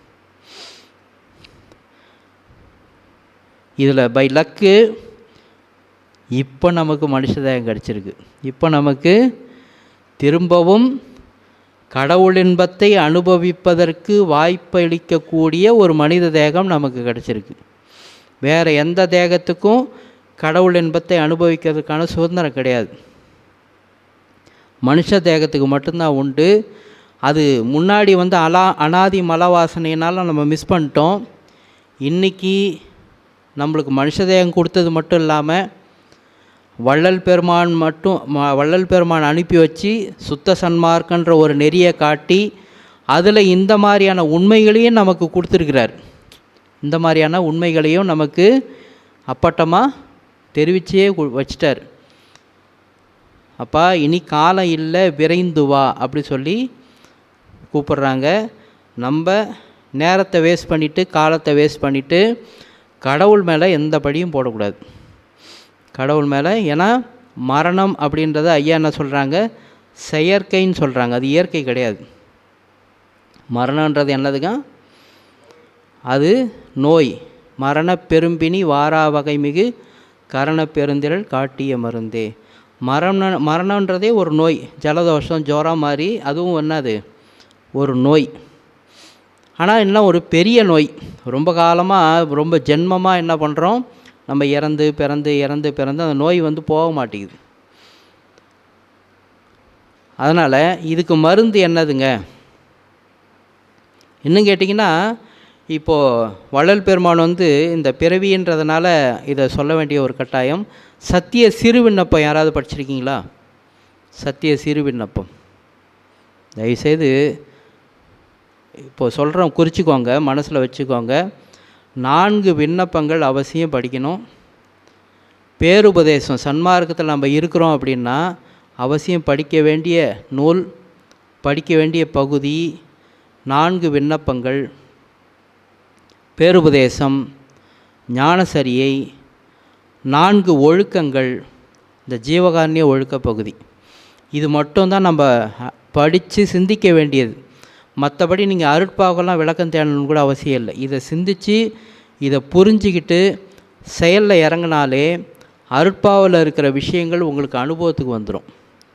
அருட்பான்றது, திருமுறைன்றது என்னதுங்க? முழுக்க முழுக்க வள்ளல் பெருமானுடைய அனுபவம். வள்ளல் பெருமானுடைய அனுபவம். அது நமக்கு அனுபவம் ஆகணும்னா என்ன பண்ணணுன்ற ஒரு கேள்வி எழுப்பி பார்த்தீங்கன்னா, நாம் புரிஞ்சிக்க வேண்டிய பகுதி ஜீவகாருண்ய ஒழுக்கம். சொல்லுங்கள். 4 விண்ணப்பங்கள், அப்புறம் ஞானசரியை, பேருபதேசம். இதை நம்ம அவசியம் திரும்ப திரும்ப அலசிக்கிட்டே இருக்கணும், படிச்சுக்கிட்டே இருக்கணும், திரும்ப திரும்ப படிச்சுக்கிட்டே இருக்கணும். இதை பற்றி யோசனை பண்ணிக்கிட்டே இருக்கணும். அதில் சத்திய சிறு விண்ணப்பத்தில் சொல்கிறார், இந்த பிறவின்றதுனால அது சொல்ல வருது. முதல்ல நம்ம என்னவா பிறந்தோம்? முதல்ல எங்கே இருந்தோமாமா? அஞ்ஞான இருளில் மூழ்கி கிடந்தோமா. அஞ்ஞான இருளில் மூழ்கி கிடந்தோன்னு ஆரம்பிக்கிறார். அப்போது நமக்கு எதுவுமே தெரியாது. ஒரு மரக்கட்டை மாதிரி. இப்போ இந்த மரக்கட்டைக்கு ஏதாவது தெரியுமா? இந்த கட்டைக்கு ஏதாவது தெரியுமா? ஒன்றுமே தெரியாது. அந்த மாதிரி வெறும் உணர்ச்சியின்றி கிடந்த காலம் போகன்றார். நமக்கு எந்த உணர்ச்சி, ஒரு நல்லா தூங்கிட்டு இருக்கிறவனை தொட்டால் எதுவுமே தெரியாமல் இருக்குது பாருங்கள். என்னடா கட்டை மாதிரி கிடக்கிற, எவ்வளோ நேரம் எழுப்பணும் தெரியுமா அப்படின்னு சொல்லுவோம் பாருங்கள். அந்த மாதிரி தான் யாருன்னு தெரியாமல், இறைவன் யாருன்னு தெரியாமல் உணர்ச்சியின்றி கிடந்த காலம் அப்படின்றது தான் அஞ்ஞான இருள். அப்போ நாமெல்லாம் எங்கேருந்து வந்திருக்கோம்? அஞ்ஞான இருட்டிலேருந்து இருந்தோம். முன்னாடி கடவுள் பார்த்தார், ஐயோ நமக்கு இணையான சக்தி வாய்ந்த இந்த ஆன்மாக்கள். கடவுள் எப்படி பார்க்குறாங்க நம்மளை? அவருக்கு எப்படி எல்லா வல்லமையும் உண்டோ, அவர் எப்படி கருணையானவராக இருக்கிறாரோ அதே தன்மை கொண்டவர்கள் தான் நாம் எல்லாருமே. அப்படி தான் இறைவன் பார்க்குறார் நம்மளை. நம்ம சாதாரணமாக நினைக்கிறோம், ஆனால் அவர் தன்னை போலவே நினைக்கிறார். அதான் இங்கே பார்க்க வேண்டிய, சிந்திக்க வேண்டிய ஒரு விஷயம். இறைவன் நம்மளெல்லாம் எப்படி பார்க்குறாங்க? தன்னை இறைவனாகவோ நம்மளாம் தாழ்ந்த ஒரு ஆன்மாக்களாகவோ அவர் பார்க்கலை. தன்னை போலவே அவர் நம்மளை பார்க்குறார். என்ன கொஞ்சம் முயற்சி பற்றாக்குறை இருக்குது, அறியாமை இருக்குது. அதனால தான் வேண்டி என்ன பண்ணாங்க, அதுலேருந்து பெயர்த்தெடுத்து என்ன பண்ணாரம்மா, அந்த அஞ்ஞான இருட்டிலேருந்து பெயர்த்தெடுத்து இந்த உடம்பெல்லாம் கொடுக்குறார். உடம்பை கொடுக்க தான் உணர்ச்சி வரும். உடம்பு கொடுத்தா தான், தூங்கும்போது உடம்பு இல்லை, நினைவு இல்லை, அதனால் உணர்ச்சி இல்லை. தூங்கி ஏஞ்ச பிறகு தான் என்ன பண்ணுதுங்க, உணர்ச்சி எல்லாமே வருது இல்லையா? இதே போல் தான் மரண சமயமும் அஞ்ஞான இருளும். சரி, அதில் முதல்ல மரம், செடி, பூடு முதலியவாகவும் கல், மலை, குன்று முதலியவாகவும் பிறந்து ஒவ்வொரு பிறவிலையும் பார்த்திங்கன்னா ஒவ்வொரு அவத்தை, ஒவ்வொரு துன்பம் நம்ம பட்டிருக்கோம். மரத்தை வெட்டுறாங்க, மலையை வெடிக்க வைக்கிறாங்க இல்லையா? மலையெல்லாம் வெடிக்க வைக்கிறாங்க. மலையும் ஒரு ஆன்மான்றார். அதனால் வள்ளல் பெருமான ஜீவகாரணத்தை பற்றி ஒரு கதை ஒன்று சொல்லுவாங்க. 2 பேர் போயிட்டு இருக்கும்போது ஒருத்தரோட கால் பட்டு மண்ணாங்கட்டி உடஞ்சி போச்சான், மைக்கடிச்சு விழுந்துட்டார். ஏங்க அப்படின்னு கேட்டபோது, என்னுடைய பாதம் பட்டு மண்கட்டியோட உருவம் செதஞ்சு போச்சு, அதை பார்த்ததை என்னால் தாங்கிக்க முடியல அப்படின்னாராம். ஏன்னா இங்கே வள்ளல் பெருமான் அந்த சத்திய சிறுவிண்ணப்பத்தில் என்ன சொல்கிறாங்க, கல், மலை, குன்று முதலியவாகவும் நாம் பிறந்திருக்கோன்றார். அதில் பலவேறு அவத்தைகள் பட்டிருக்கோம். ஆனால் இந்த அவத்தையிலேருந்து நீக்கி கொள்ளக்கூடிய சக்தி சுதந்திரம் அப்போ நமக்கு கிடையாது. இதில் நம்ம ரொம்ப நோட் பண்ண வேண்டிய பாயிண்ட்டே அதுதான். சக்தி சுதந்திரம் நமக்கு கிடையாது. பல ஜென்மமாக அந்த மாதிரி அவஸ்தைகள் பட்ட பிறகு கடவுள் கருணை கொண்டு அடுத்த தேகத்துக்கு நம்மளை மூவ் பண்ணுறார். ஊர்வன நீர்வாழ்வன வர்க்கம், ஊர்வன நீர்வாழ்வன வர்க்கம். அதில் ஒரு சில அவத்தைகள், பிடி உண்டல், வெட்டுண்டல், என்னென்னமோ அவஸ்தைகள்லாம் படுறோம். அதில் பலவாறு இறந்து இறந்து திரும்பதியே அதில் பிறக்கிறோம். இன்னொரு விஷயம் என்னென்னா, அதுலேயும் நம்மளோட துன்பத்தை போக்கிக்கிறதுக்கான சுதந்திரம் அங்கே இல்லை. அங்கே இல்லை. இன்னொருத்தரோட உதவி தேவைப்படுது. யாரோட உதவி? கடவுளோட உதவி. பார்த்தாரு, அடுத்தது இன்னொரு தேகத்தில் போடுறார், பறவை. அங்கேயும் ஒரு சில அவத்தைகள் இருக்குது, துன்பங்கள் இருக்குது. அப்பையும் நமக்கு என்ன கிடையாதுங்க, சுதந்திரம் இல்லை. அதுலேருந்து விலங்குன்ற தேகத்துக்கு வரோம். அப்பையும் வெட்டுண்டல், குத்துண்டல், தாக்குண்டல்ன்ற பலவேறு அவத்தைகளுக்கு ஆளாகிறோம். அப்பையும் நம்மளோட துன்பத்தை போக்கிக்கிறதுக்கான சுதந்திரம் இல்லை. இன்றைக்கி நம்ம நிறையா சாலைகளில் பார்க்குறோம்ல, ஆடை வெட்டுறாங்க, மாடை வெட்டுறாங்க. எந்த ஆடாவது மாடாவது தன்னை காப்பாற்றிக்க முடியுதா? தன்னோட துன்பத்தை போக்கிக்க முடியுதா? அதுக்கு ஏதாவது நீதி வழங்க கோர்ட்டு ஏதாவது இருக்குதா? இல்லையே, ஒன்றுமே இல்லை. நம்மளாம் போராடிட்டு கிடக்கிறோம். அதெல்லாம் தடை செய்யவே முடியாத அளவுக்கு வளர்ந்து போயிட்டுருக்குது. ஸோ சுதந்திரம் இல்லை. அதுலேருந்து அடுத்தது தேவ வர்க்கம் சொல்லக்கூடிய பைசாசர், பூதர், ராக்கதர், அசுரர், சுரர் முதலியராக பிறந்து பிறந்து அலைப்படுதல், அகப்படுதல், போரிடுதல், இந்த மாதிரியான செயல்பாடுகளில் இருந்தோம். அந்த துன்பத்திலேருந்து போக்கிக்கிறதுக்கான சுதந்திரமும் அப்போ நமக்கு இல்லை. அடுத்தது காட்டகத்தார், கரவு செய்வார், கொலை செய்வார் முதலியராக பிறந்து பிறந்து கொலை செய்தல், என்னென்னமோ தொழிலெலாம் அப்போ பண்ணோம். பல அவஸ்தைகளுக்கு ஆளானோம். அப்பயும் நமக்கு நம்மளோட மாற்றிக்கிறதுக்கான சுதந்திரம் நம்மக்கிட்ட இல்லை. இது எல்லாத்தையும் கடந்து, இந்த பிறவிகளெல்லாம் கடந்து அழியா பெருவாழ்வை பெறுவதற்குரிய உயர் அறிவுடை இம்மனித தேகத்தில் செலுத்தினாயின்னு வள்ளல் பெருமான் எழுதுகிறார். ஆனால் அழியா பெருவாழ்வை பெறுவதற்குரிய மனித தேகம்தான். ஆனால் இதுக்கும் ஒரு சில அவத்தைகள் இருக்குது. ஆனால் இதை நம்ம முக்கியமான துன்பமாக இப்போ நம்ம மாயை மறைச்சி வச்சுருக்குது, தெரிய விடாமல். நமக்கு இப்போ முக்கியமான துன்பம் எதுங்க? வீட்டில் சிலிண்டர் இல்லை, காசு இல்லை, வீடு இல்லை, கல்யாணம் ஆகலை, குழந்த பிறக்கலை. இதெல்லாம் தான் நமக்கு பெரிய துன்பமாக, முக்கியமான துன்பமாக நம்ம வாழ்க்கையில் தெரியுது. மதிப்பு இல்லை, மரியாதை இல்லை, பதவி இல்லை. இதுதான் நமக்கு முக்கியமான துன்பமாக தெரியுது. ஆனால் இதெல்லாம் முக்கியமான துன்பமே கிடையாது. எது உண்மையான துன்பம் அப்படின்னு வள்ளல் பெருமாள் சொல்கிறாங்க? நரை, திரை, மூப்பு, மரணம்ன்றார். என்னதுங்க? நரை, திரை, மூப்பு, மரணம். இதுதான் மனித தேகத்தில் இருக்கக்கூடிய முக்கியமான துன்பம். இதில் என்ன ஒரு அற்புதம் தெரியுங்களா? இதை போக்கி கொள்ளக்கூடிய சுதந்திரம் நம்ம கையில் இருக்குது. மற்ற தேகத்துக்கெல்லாம் என்ன இல்லைங்க, அந்தந்த தேகத்தில் படக்கூடிய அவத்தைகளை போக்கிக்கிறதுக்கான சுதந்திரம் அதுக்கு கிடையாது. ஆனால் மனுஷ தேகத்துக்கு மட்டும் அந்த தேகத்துக்குரிய துன்பம்னு ஒன்று இருக்குது பாருங்கள். அதை தன் முயற்சியினால் செய்து, அதான் ஐயா சொல்லுவாங்க, அதிதீவிர விருப்ப முயற்சின்னுவர். அதிதீவிர விருப்ப முயற்சி செய்து இறைவனுடைய அருளால் இந்த துன்பங்களை போக்கிக் கொள்ள முடியும். சொன்னது மட்டும் இல்லாமல் செஞ்சு வேற காமிச்சிட்டார். சொன்னது மட்டும் இல்லாமல் செய்தும் காமிச்சிருக்காங்க. ஸோ இதை நம்ம ரொம்ப ஆழமாக புரிஞ்சுக்கணும். ஸோ இந்த பிறவின்றது ரொம்ப ரொம்ப முக்கியமானது.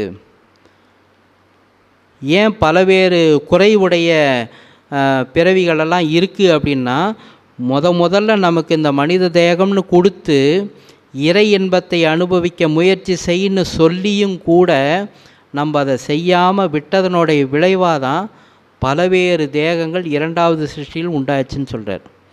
அப்போ முதல்ல இந்த ஆடு மாடு பிறவியெல்லாம் ஸ்டாப் பண்ணியிருக்கலாம். நாம் செஞ்ச தப்புனால தான் இந்த ஆடு மாடு தேகத்தெல்லாம் உருவாக்க வேண்டிய ஒரு கட்டாயத்துக்கு யார் வந்துட்டாங்க. இப்போ இதில் பார்த்திங்கன்னா இந்த ஜெயிலில் சிறைச்சாலையெல்லாம் பார்த்திங்கன்னா சட்டங்களை கொஞ்சம் கொஞ்சமாக கடுமையாக்குறாங்களா? கடுமையாக்க வேண்டிய கட்டாயம் ஏன் வந்துச்சு? நம்ம முன்னோர்கள் செஞ்சு வச்சது தான் இல்லை. ஒன்றும் இல்லை, கிரிவல பாதையில் கூட முன்னாடிலாம் உள்கிரிவல பாதைன்னு ஒன்று இருக்கும். எல்லாருமே சாதாரணமாக போயிட்டெல்லாம் வந்தாங்க. நம்ம முன்னோர்கள் என்ன பண்ணிட்டாங்க, அங்கே போய் பீடியை பற்ற வச்சு போட்டு போயிடுறது, அங்கே போய் தண்ணி அடிக்கிறது, தேவையில்லாத காரியங்களை பண்ணும்போது அதுக்கு ஒரு சட்டம் போட்டு என்ன பண்ணிட்டாங்க, அனுமதி இல்லாமல் யாரும் உள்ளே போகக்கூடாது, மூடிட்டாங்க. முன்னாடி அங்கங்கே குளங்கள்லாம் எல்லாமே திறந்து வச்சுருக்கோம். நம்ம ஆளுங்க என்ன பண்ணுறது, அங்கே போய் அந்த பேப்பரு பாட்டலு அப்புறம் சோப்பு அந்த காகிதம் எல்லாத்தையும் அங்கங்கே போட்டு வச்சு நாஸ்தி பண்ணி வச்சாச்சு. இழுத்து போட்டு அது சுத்தம் பண்ணிட்டாங்க அரசாங்கம். சுத்தம் பண்ணி நீ வேடிக்கை மட்டும் பார்த்துட்டு போ, க்ளோஸ் பண்ணி வச்சிட்டாங்க. இப்போது எல்லா சட்டத்திட்டங்களும் ரொம்ப நெருக்கடிக்கு ஆளானது காரணம் என்ன, ரொம்ப தீவிரமானது காரணம் என்ன, நம்முடைய செயல்பாடு தானே. அப்போ நம்ம முதல்லையே எதுக்காக படைச்சாரோ அந்த நோக்கத்தை நிறைவேற்றி இருந்தோம்னா ஆடு மாடு மற்ற உயிரினங்கள் உருவாகிறதுக்கான தேவையே இல்லாமல் போயிருக்கும்ல. ஏன்னா கடவுளுக்கு அதெல்லாம் எண்ணம் கிடையாது, எண்ணம் கிடையாது. மற்ற ஜீவராசிகளை உருவாக்கணுன்ற எண்ணமெல்லாம் இல்லை. ஆன்மா தன்னை உணர்ந்து, என்னை உணர்ந்து, கடவுளை உணர்ந்து டக்குன்னு அதோடு போய் இணைஞ்சிடணும். அதுதான் அவரோட நோக்கம். நாம் அந்த முயற்சி பண்ணாதனோட விளைவு இத்தனை பிறவிகள். இப்போ நமக்கு அந்த உண்மையை தெரிவிச்சிருக்கு. இன்னமும் மிஸ் பண்ணுறோன்னு வச்சுக்கோங்களேன், கடவுளே நினச்சாலும் காப்பாற்ற முடியாது. கடவுளே நினச்சாலும் நம்மளை யாராலையும் காப்பாற்றவே முடியாது. ஏன்னா எல்லாமே ஓப்பனாக சொல்லியாச்சு. இந்த ரகசியம் எல்லாத்தையும், ஏன் இந்த அண்டத்தில் இந்த மாதிரியான விஷயங்கள் நடந்துக்கிட்டு இருக்குன்ற ரகசியத்தை ஓப்பனாக உடைச்சாச்சு. இதுக்கப்புறம் நம்ம கையில் தான் இருக்குது. மகனே உன் சமத்து அப்படின்ட்டாங்க. சரிங்களா?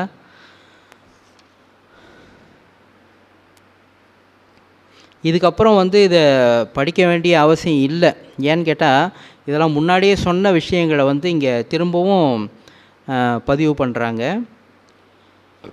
சிலர் முன் தேகம் உண்டென்பது உண்மையானால் அந்த தேகத்தில் நீ யார், உன் சரிதம் என்ன சொல் அப்படின்னு சொல்கிறாங்களே.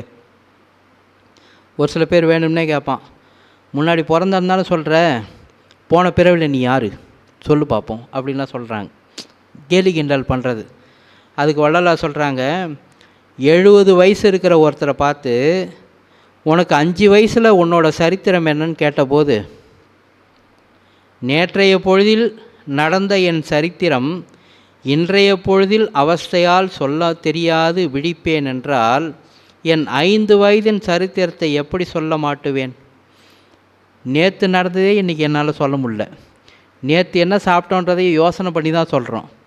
ஏன்னா நேற்று மதியத்துலேருந்து ஆரம்பித்து இன்றைக்கி மதியம் வரைக்குமே எனக்கு பலவேறு அவத்தைகள், பலவேறு துன்பங்கள், வெயில், அது சீதோஷ நிலையாக இருக்கட்டும், இல்லை நான் சந்திக்கிற மனிதர்களால் வரக்கூடிய துன்பமாக இருக்கட்டும், வீட்டில் ஏற்படக்கூடிய குழப்பங்களாக இருக்கட்டும், இதுவே நேற்று சாப்பிட்டது எனக்கு மறந்து போச்சு. நான் எங்கேருந்து முன் ஜென்மத்தில் நான் என்னவாக இருந்தேன்னு எப்படி சொல்ல முடியும்னு கேட்குறாரு. எப்படி சொல்ல முடியும்? இப்படி இருக்க ஒரு பிறப்பில் நடந்த அவனது சரித்திரங்களையே அவஸ்தை தேகங்களால் அறிந்து சொல்ல மாட்டாமல் திகைப்பு உண்டாவதென்றால் முன்தேகத்தில் நடந்த சரித்திரங்களை அநேக அவஸ்தையில் திகைக்கின்ற நாம் எப்படி அறிந்து சொல்லக்கூடும் அப்படின்னு கேட்குறார். ஜீவர்கள் முன்தேகத்தில் செய்த புண்ணிய பாவங்கள் இந்த தேகத்தில் வரும் என்பது எப்படி அப்படின்னு சொல்லும்போது, அது ஏற்கனவே முன்பகுதியில் நம்ம வாசிச்சிருக்கோம். இருந்தாலும் புதிதாக வந்திருக்கக்கூடிய அன்பர்கள் தெரிஞ்சுக்கலாம். ஒரு சம்சாரி முன் குடித்தனம் செய்திருந்த வீட்டில் துன்மார்க்கர்களை வருவித்து அவர்களோடு கூடி பழகியிருந்தானால் அந்த சம்சாரி அந்த வீட்டை விட்டு வேறொரு வீட்டிற்கு குடி வந்த காலத்திலும் அந்த துன்மார்க்கர்கள் அந்த வீட்டிலும் வந்து அவனோட பழக்கம் செய்வார்கள்.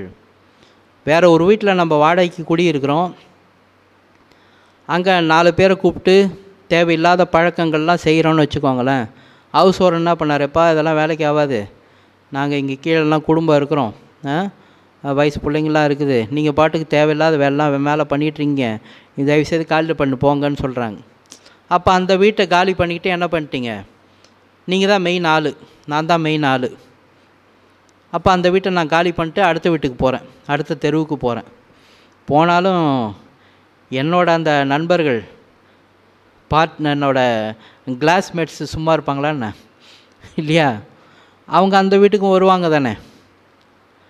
அந்த மாதிரி ஒரு தேகத்தில் இருந்து நாம் செய்யக்கூடிய நல்வினை தீவினைகள் அடுத்த தேகத்துக்கு போகும்போதும் இது தொடரும் சொல்கிறார். இது தொடரும், அது விடாது. எல்லா பெரியவங்களும் நமக்கு கேள்விப்பட்டது தான், ஒன்றும் புதுசாக ஒன்றும் சொல்கிறதுக்கு இல்லை. பற்றி தொடரும் இருவினை புண்ணிய பாவமுமே, எதுவுமே கூட வராதாமா. நீ சேர்த்து வச்ச செல்வம்லாம் வீடோடு நின்றுடும், உன் மனைவி வாசப்படியோடு நின்றுடுவாங்க, உன் பிள்ளை சுடுகாட்டோடு நின்றுடுவான். எது கூட வருமா? பாவமும் புண்ணியமும் தான் ஆன்மாவோட கூட வரும். உடம்பும் வராது, உடம்பும் வராது, எதுவுமே வராது. அப்படி சொல்கிறாங்க. அப்படி முன்பிறப்பில் ஜீவகாரிய ஒழுக்கத்தை விட்டு துன்மார்க்கத்தில் நடந்த ஜீவர்களை இந்த பிறப்பில் பசிதாகம் முதலியவற்றால் துக்கப்படச் செய்வது கடவுள் அருளாக்கின நியதி என்றால், அந்த ஜீவர்கள் விஷயத்தில் தயவு வைத்து ஆகாரம் முதலியவை கொடுத்து அவர்கள் துக்கத்தை மாற்றுவது கடவுள் அருளாக்கினைக்கு விரோதமாகாதோ என்கின்ற சிறிய கேள்விக்கு உத்தரம் எது என்று அறிய வேண்டில். அப்போ நீங்கள் சொல்லிட்டீங்க, முன்னாடி வந்து அவன் செஞ்ச கர்மவினை காரணமாக தான் இப்போ பசியினாலேயும் நோயினாலேயும் கஷ்டப்படுறான், அது கடவுளே வந்து அந்த தண்டனையை கொடுத்துருக்காரு. அப்போது நாம் போய் அந்த பசி ஆற்றுவித்தல் செய்தாலோ இல்லை நோய் தீர்த்து வச்சாலோ கடவுளோட சட்டத்திட்டத்துக்கு முரணாக ஆகாதோ? அப்படி ஒரு கேள்வி வருது இல்லை? அதுக்கு ஐயா சொல்கிறாங்க, அரசன் கட்டளைக்கு முழுதும் விரோதித்து கால்களுக்கு விலங்கிடப்பட்டு சிறைச்சாலையில் இருக்கின்ற பெரிய குற்றவாளிகளுக்கும் தன் சேவகர்களை கொண்டு ஆகாரம் கொடுப்பிக்கின்றான். ஜெயிலில் போட்டுடுறாங்க, ரொம்ப பெரிய குற்றவாளி, அதுக்கு சங்கிலிலாம் போட்டு கட்டி வச்சுருப்பாங்க. ஆனால் அவங்களுக்கு கூட சாப்பாடு என்ன பண்ணிடுறாங்க, ஜெயிலர்கள் மூலயமா கொடுத்துட்றாங்க தானே. அப்போது கடவுள் தம் கட்டளைக்கு, அதுபோல கடவுள் தம் கட்டளைக்கு முழுதும் விரோதித்து பல வகையால் பந்தம் செய்யப்பட்டு நரகத்தில் இருக்கின்ற பாவிகளுக்கும் தம் பரிவார தேவர்களை கொண்டு ஆகாரம் கொடுப்பிக்கின்றார். இங்கே அண்டர்லைன் பண்ண வேண்டிய வார்த்தை என்னங்க? பரிவார தேவர்கள். அப்போ யார் ஒருத்தர் பசித்த ஏழைகளுக்கு உணவு கொடுக்குறாங்களோ அவங்க யாருங்க? தேவர்களாக மாறிடுறாங்க. அப்படியே ஒரு கணத்தில் நீங்கள் அமுதம் சாப்பிட்ணும், பெருசாக இது பண்ணணும் அது பண்ணணும்லாம் இல்லை. யார் ஒருத்தர் ஒரு உயிர் துன்பப்படுறதை கண்டு அந்த உயிருக்கு பசியாற்றுவித்தல் செய்கிறாங்களோ அவங்க யாரோடைய ஆளாக மாறிடுறாங்க? கடவுளுடைய ஆளாக மாறிடுறாங்க. கடவுள் தன்னுடைய பரிவார தேவர்களை கொண்டு அவர்களுக்கு ஆகாரம் கொடுப்பிக்கின்றார். அரசன் தன் கட்டளைப்படி நடவாமல் வேறுபட்ட சாதாரண குற்றவாளிகளை தன்னால் அவர்கள் பெறத்தக்க லாபத்தை பெறவொட்டாமல் உத்தியோகத்திலிருந்தும் நீக்கி அவர்களுக்கு நல்லறிவு வருவிக்கின்ற நிமித்தம். அப்போ இப்போ படக்கூடிய துன்பத்துக்கெல்லாம் என்ன காரணங்க? கடவுள் ஏன் இந்த தண்டனை கொடுக்குறாங்க? நல்லறிவு வர வைக்கணுன்றதுக்காக, யோசனை பண்ணி பார்க்கணுன்றதுக்காக. நான் என்ன பாவம் பண்ணணும் தெரியலையே, இப்படிலாம் கஷ்டப்படுறனே. அப்போ அந்த ஆன்மாவில் அந்த சிந்தனை போய் பதியும். அது அடுத்தது இன்னொரு பிறவி வரும்போதோ இல்லை இதே பிறவிலையோ அது மாறுவதற்கான, திருத்தி கொள்வதற்கான ஒரு வாய்ப்பாக அது அமையுன்றதுக்காக தான். லாபத்தை பெற ஒட்டாமல் உத்தியோகத்தினின்றும் நீக்கி அவர்களுக்கு நல்லறிவு வருவிக்கின்ற நிமித்தம் அவ்விடத்தை விட்டு வேறு இடத்திற்கு வெளிப்படுத்துகின்றான். நாடு கடத்துகிறாங்க இல்லையா, அந்த மாதிரி. அவர்கள் உத்தியோகம் இழந்தபடியால் சுகபோஜனம் முதலிய போகங்களை இழந்து ஊர்ப்புறங்களில் போய் ஆகாரம் முதலியவை குறித்து அலைந்து வருதுகின்றார்கள். அப்போது தயவுள்ளவர்கள் கண்டு ஆகாரம் முதலியவை கொடுக்கிறார்கள். அதை அரசன் கண்ட காலத்திலும் கேட்ட காலத்திலும் ஆகாரம் கொடுத்தவர்களை தயவுள்ள நல்ல சம்சாரி என்று சந்தோஷித்து மேலான நிலையில் வைத்து உபசரிக்கின்றான் அல்லது கோபிக்கின்றான் இல்லை. அப்படிப்பட்டவங்களுக்கு நம்ம உணவு கொடுக்கும்போது கடவுள் கண்டிப்பாக என்ன பண்ண மாட்டாங்க, கோவப்பட மாட்டார். ரொம்ப தயவுள்ளவர்னு சொல்லி கடவுளே ரொம்ப சந்தோஷப்படுவாராம். அதுபோல் கடவுள் தம் கட்டளைப்படி நடவாத சாதாரண குற்றமுடைய ஜீவர்களை தமது சக்தியால் அவர்கள் பெறத்தக்க இன்பங்களை பெற ஒட்டாமல் தாம் கொடுத்த சௌக்கிய புவன போகங்களை விடுத்து அந்த ஜீவர்களுக்கு நல்லறிவு வருவிக்கும் நிமித்தம் அந்த தேகத்தினின்றும் நீக்கி வேறொரு தேகத்தில் விடுக்கின்றார். அந்த ஜீவர்கள் சௌக்கிய புவன போகங்களை இழந்தபடியால் இந்த போஜனம் முதலியவற்றை இழந்து வேறு வேறு இடங்களில் ஆகாரம் முதலியவை இல்லாமல் வருந்துகின்ற போது தயவுள்ளவர்கள் அந்த வருத்தத்தை கண்டு ஆகாரம் முதலியவை கொடுக்கின்றார்கள். அப்படி கொடுக்கின்றவர்களை நல்ல தயவுள்ளவர்கள் மேன்மேலும் சுகத்தை அடைய கடவார்கள் என்று சந்தோஷித்து மேல்நிலையில் வைத்து உபசரிப்பார் அல்லது கோபிக்க மாட்டார். ஆதலால் கடவுள் அருளாக்கினைக்கு ஜீவர்களிடத்தில் ஜீவர்கள் தயவு வைத்து உபசரிப்பதே சம்மதம் என்று உண்மை அறிந்து சொல்வதே உத்தரம் என்று அறிய வேண்டும். அப்போ சத்தியமணி சொல்கிறார், தாராளமாக நீங்கள் செய்யுங்க, அவங்க கர்மா அதனால் அவன் கஷ்டப்படுறான், நான் ஏதோ நல்ல கர்மா பண்ணியிருக்கேன் அதனால் நான் சந்தோஷமாக இருக்கிறேன், அவன் பண்ண கர்மாவுக்கு அவன் கஷ்டப்படுறான், இப்படி சொல்லக்கூடாதாம்மா. இப்படி சொல்லி அவங்கள நிராகரிக்கக்கூடாது. நம்ம உள்ளத்தில் தயவு உணர்வோடு என்ன பண்ணணும், அந்த உயிருக்கு பசி தவிர்த்தல் நம்ம செய்யணும் அப்படின்னு சொல்லி சொல்கிறாங்க. அதே போல் பாருங்க, இந்த ஜீவகாருண்ய ஒழுக்கம் செய்யறதுனால என்னென்ன நடக்குதுன்னு சொல்கிறாரு. ஒருத்தர் இந்த கருணை உணர்வோடு தயவு உணர்வோடு உயிர்களுக்கு உபகாரம் பண்ணுறாங்க அப்படின்னா இகலோக ஒழுக்கம் வழங்குகின்றது. இகலோக ஒழுக்கம், இந்த உலகத்தில் நம்ம எதிர்பார்க்கின்ற ஒழுக்கம் என்னதுங்க, பஞ்சமகா பாவங்கள் செய்யாமல் இருப்பாங்க.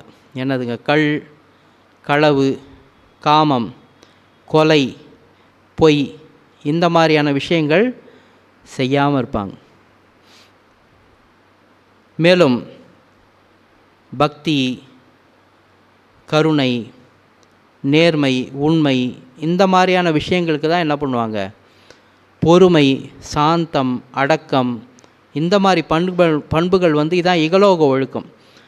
இப்போ இன்றைக்கி இருக்கிற பிரச்சனை என்னென்னா பொறுமை இல்லைல்ல. ஒரு சாதாரண ஒரு ரேஷன் கடையில் நிற்கும்போது கூட பொறுமை இல்லாமல் என்ன பண்ணுறாங்க, பொறுமை இழந்துடுறாங்கல்ல. என்ன காரணம், உள்ளத்தில் ஜீவகாருண்யம் இல்லை. உள்ளத்தில் ஜீவகாருண்யம் இல்லை. ஏன் ஒருத்தர் ஏமாத்துறாங்க, ஏன் இந்த மாதிரி கொலை செய்தல் இந்த மாதிரி விஷயங்கள்லாம் நடக்குதுன்னா உள்ளத்தில் ஜீவகாருண்யம் இல்லை. அப்போ ஜீவகாருண்யம்னு ஒன்று வந்துருச்சுன்னா இயல்பாகவே முதல்ல தன்னை அவன் நேசிக்க ஆரம்பிப்பான். யார் ஒருத்தருக்கு ஜீவகாருண்யம் வந்துருச்சோ தன்னைத்தான் நேசிக்க ஆரம்பிப்பான், தன்னைத்தான் காதலிக்க ஆரம்பிச்சிருவான். அப்போ தான் உடம்பு கெட்டு போகணும்னு ஒருத்தவன் நினைக்க மாட்டான். இன்னொருத்தவன் கெடக்கூடாதுன்னு நினைக்கிறவன் தான் உடம்பு கெட்டு போகணுன்னு நினைப்பானா என்ன? அந்த மாதிரி பண்புகள்லாம் மேலோங்குன்னு சொல்கிறார். இல்லையாகில் இகலோக ஒழுக்கம் எவ்வளவும் வழங்கவே மாட்டாது. இதுக்கு என்ன உதாரணம் சொல்கிறாருன்னா, கொடிய மிருகங்கள் வாழக்கூடிய காட்டில் இகலோக ஒழுக்கத்தை எதிர்பார்க்க முடியுமா? சிங்கம், புலி, கரடி, பாம்பு, தேள் இதெல்லாம் இருக்கக்கூடிய இடத்துல நீங்கள் போய் அதுக்கிட்ட ஒழுக்கத்தை எதிர்பார்க்க முடியும்? அந்த மாதிரி ஜீவகாருண்யம் இல்லாதவங்க இருக்கக்கூடிய இடமும் அதே மாதிரி இடம்ன்றார். ஜீவகாருண்யம் இல்லாதவங்க இருக்கக்கூடிய இடமும் அது தேகம்தான் மனுஷ தேகமாக இருக்கே தவிர உள்ளுக்குள்ளார அது யாராக இருக்காங்க, ஒரு நரியா, ஒரு பாம்பா, ஒரு தேளா, ஒரு காட்டு யானையா, ஒத்த யானைலாம் தனியாக வந்துச்சுன்னா அடித்து நாஸ்தி பண்ணுற பாருங்க, அந்த மாதிரி ஒரு காட்டு யானையா, காட்டு எருமையா, அப்படி தான் இருக்கிறாங்க. அவங்க மனசு அந்த மாதிரி இரக்கமே இருக்காது. அவங்களுக்கெல்லாம் என்ன இருக்காதுங்க, கொஞ்சம் கூட தயவு தாட்சிணமே இருக்காது. அதே போல் பார்த்தீங்கன்னா வள்ளல் பெருமான் சொல்கிறாங்க, ஜீவகாருண்ய ஒழுக்கம் மிகவும் வழங்காமையால் துஷ்ட பிறவிகளே பெருகி தீய ஒழுக்கங்களை மிகவும் வழங்குகின்றன. ஜீவகாருண்யம் இல்லாமல் போச்சுன்னா துஷ்ட பிறவி அதிகமாகுமா.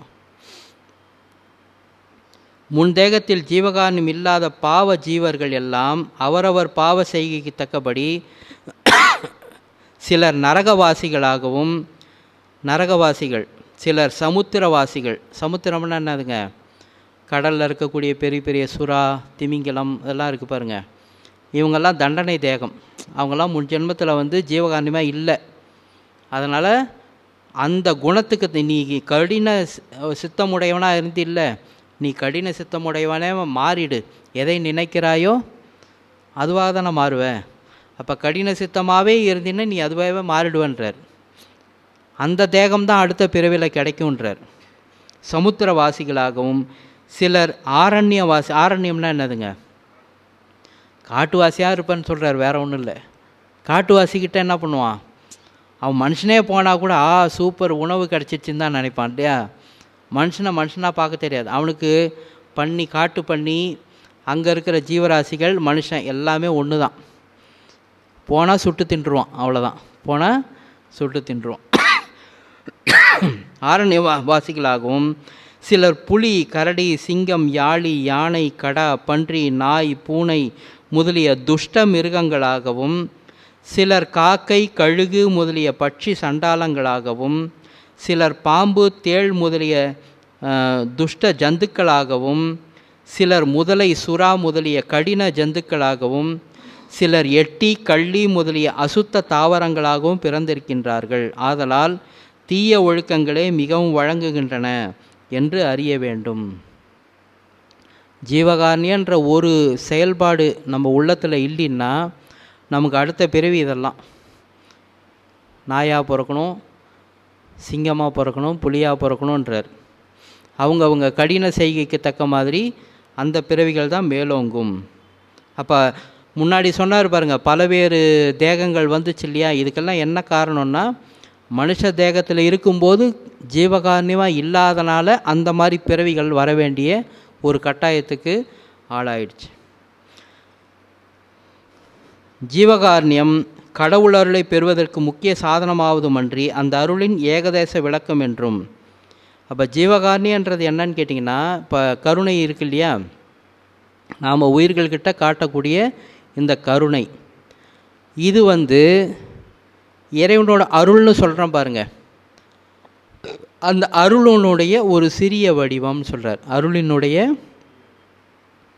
அப்போ அந்த ஜீவகாருண்யத்தை நம்ம செய்ய செய்ய செய்ய செய்ய ஒரு பாயிண்டில் கடவுளுடைய அருளும் நம்முடைய கருணையும் ஒன்றா ஆக ஆரம்பிக்கும். ஒன்றா ஆகும்போது நம்ம காணா போயிடும். கடவுளுடைய அருளும் அருளுடைய தன்மையும் அதனுடைய தன்மையோடு, இப்போ நீங்கள் அந்த தங்கம்லாம் இருக்குது பாருங்கள், இந்த தங்கத்தை வந்து நம்ம கடையில் அடகு வைக்க போனோம்னா உரசி பார்ப்பாங்க இல்லையா. அதை உரசி அவங்க வந்து என்ன பண்ணுவாங்கன்னா ஆணி பொண்ணு வச்சுருப்பாங்க. ஆணி பொண்ணா பியூர் கோல்டு. ஆணி பொன்னம்பலத்தே கண்ட காட்சிகள் அற்புத காட்சி அப்படின்வார். ஆணி பொண்ணா சுத்தமான தங்கம், அதையும் உரசுவாங்க. ரெண்டுத்தையும் கம்பேர் பண்ணி பார்ப்பாங்க, எந்த அளவுக்கு இதில் அந்த ஒளிரக்கூடிய தன்மை இருக்குது. அதை வச்சு தான் வந்து இதில் எவ்வளோ செப்பு கலந்துருக்கு அப்படின்றத கண்டுபிடிப்பாங்க. அந்த மாதிரி நாம் செய்யக்கூடிய அந்த ஜீவகாருண்யம் அப்படின்றது அது சின்னது தான், சின்ன தங்கம்தான். ஆனால் அந்த தங்கத்தை உரசி, இந்த நம்மளுடைய ஜீவகாருண்யத்தினுடைய கருணையை உரசி பார்க்கும்போதும் கடவுளுடைய அருளுடைய தன்மையை உரசி பார்க்கும்போது எப்போ ரெண்டும் மேட்ச் ஆகுதோ அப்போ வள்ளலார் மாதிரி நம்ம காணா போயிடும். வள்ளல் பெருமான் மாதிரி நம்ம மறைஞ்சிரும். ஏன்னா அருள் எல்லாமே இப்படி தான். இது ரொம்ப காலம்லாம் நேரமெல்லாம் ஆகாது, இப்படின்றதுக்குள்ளார நடக்கிற விஷயந்தான். நம்ம உடம்பு வந்து சுத்த பிரணவ ஞானதேகமாக உடனே மாறிடும். அப்போ ஜீவகாருண்யன்றது என்னன்னு கேட்டிங்கன்னா, அது வெறும் அருளை பெறுவதற்கு ஒரு சாதனம் மட்டும் இல்லாமல் அதுவே அந்த அருளின் ஏகதேசம். ஏகதேசம்னா ஒரு சிறு பகுதி, அதன் ஒரு சிறு துளி அப்படின்றார். ஒரு சின்ன பார்ட்டு. ஜீவகாருண்யம் ஆன்மாக்களின் இயற்கை விளக்கம். அதாவது நம்முடைய இயல்பான குணமே எதுன்னா கருணை தான். ஆன்மாவுடைய இயல்பான குணம் எதுங்க? இப்போ நம்ம சொல்கிறோம்ல, இதை பாரு சும்மா பேசாத, நான் ரொம்ப கோபக்காரன் அப்படின்னு பாருங்க. உண்மையாக அது நம்மளோட இயல்பான குணமே இல்லை. காம குரோத லோப மோக மதம் ஆச்சரியம்லாம் என்னதுங்க? நம்முடைய இயல்பான சுபாவம் இல்லை.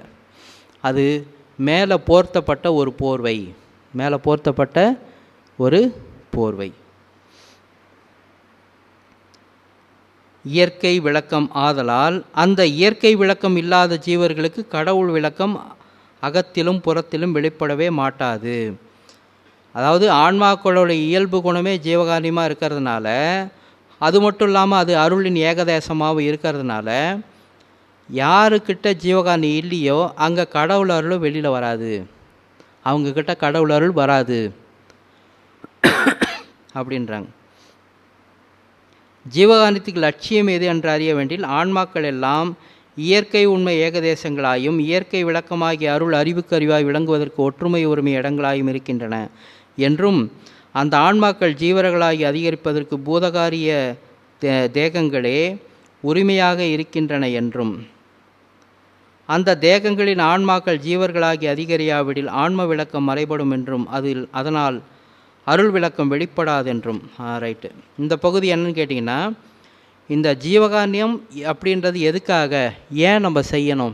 ஏன்னா பொதுவாக என்ன நினச்சிக்கிறோம், இதில் ஒரு பகுதி அப்படி சொல்லியிருக்கு, ஆனால் அது வந்து நமக்கு சாக்லேட் காமிச்சு கூப்பிட்ற மாதிரி தான் வச்சுக்கோங்களேன். பசங்களை ஸ்கூலுக்கு அனுப்பும்போது அது நான் போக மாட்டேன்னு கத்தும். இந்த மம்மி என்ன பண்ணுறேன், சாக்லேட் கொடுக்குறேன், நீ போயிட்டு சாயந்தரம் வந்துட்டு நான் உனக்கு பிடிச்சது உனக்கு என்ன பிடிக்கும் செஞ்சு வச்சிட்றேன், ஓகே இப்போ நீ ஸ்கூலுக்கு போய்ட்டு வான்னு சாக்லேட் கொடுத்து அனுப்புகிறேன் பாருங்கள். மொத்தத்தில் அம்மாவோட நோக்கம் என்ன, ஸ்கூலுக்கு அனுப்பணும். அந்த மாதிரி எப்படியாவது உள்ளே இழுக்கணுன்றதுக்காக வள்ளல் பெருமான் இதில் ஒரு சின்ன ஒரு சாக்லேட் வச்சுருக்காரு. என்ன, பல நாள் சந்ததி இல்லாமல் கஷ்டப்படுறீங்களா, ஜீவகாருண்யம் பண்ணுங்கள். பல நாள் நோயினால் கஷ்டப்படுறீங்களா, ஜீவகாருண்யம் பண்ணுங்கன்னு சொல்லி அது ஒரு சின்ன சாக்லேட் காமிக்கிற மாதிரி தான் வச்சுருக்காரு. தவிர ஜீவகாருண்யத்தினுடைய முக்கியமான பிரதான நோக்கம் என்னன்னு சொல்கிறார் இந்த பகுதியில்.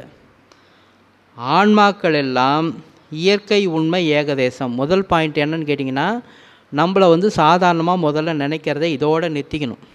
நான் ஒரு சாதாரண பெண்ணு, சாதாரண ஆண், நான் சாதாரண குடும்பஸ்தன், அதை முதல்ல மனசுலேருந்து எரைஸ் பண்ணிவிடுங்க. நம்ம எல்லாருமே யாருன்னா, பெரிய நெருப்புலேருந்து வந்த சின்ன நெருப்பு, பெரிய நெருப்புலேருந்து வந்த சின்ன நெருப்பு, அருட்பெருஞ்சோதின்ற பெரிய நெருப்புலேருந்து வந்த சிறு துளி. அப்போ நமக்கும் என்ன தன்மை இருக்கணும், அப்பாவை போல தான் புள்ள இருக்கணும். அப்பாவை போல தான், இப்படி வச்சுக்கலாமா, அருட்பெருஞ்சோதி தான் நமக்கு அப்பா, நாம் தான் பிள்ளைங்க.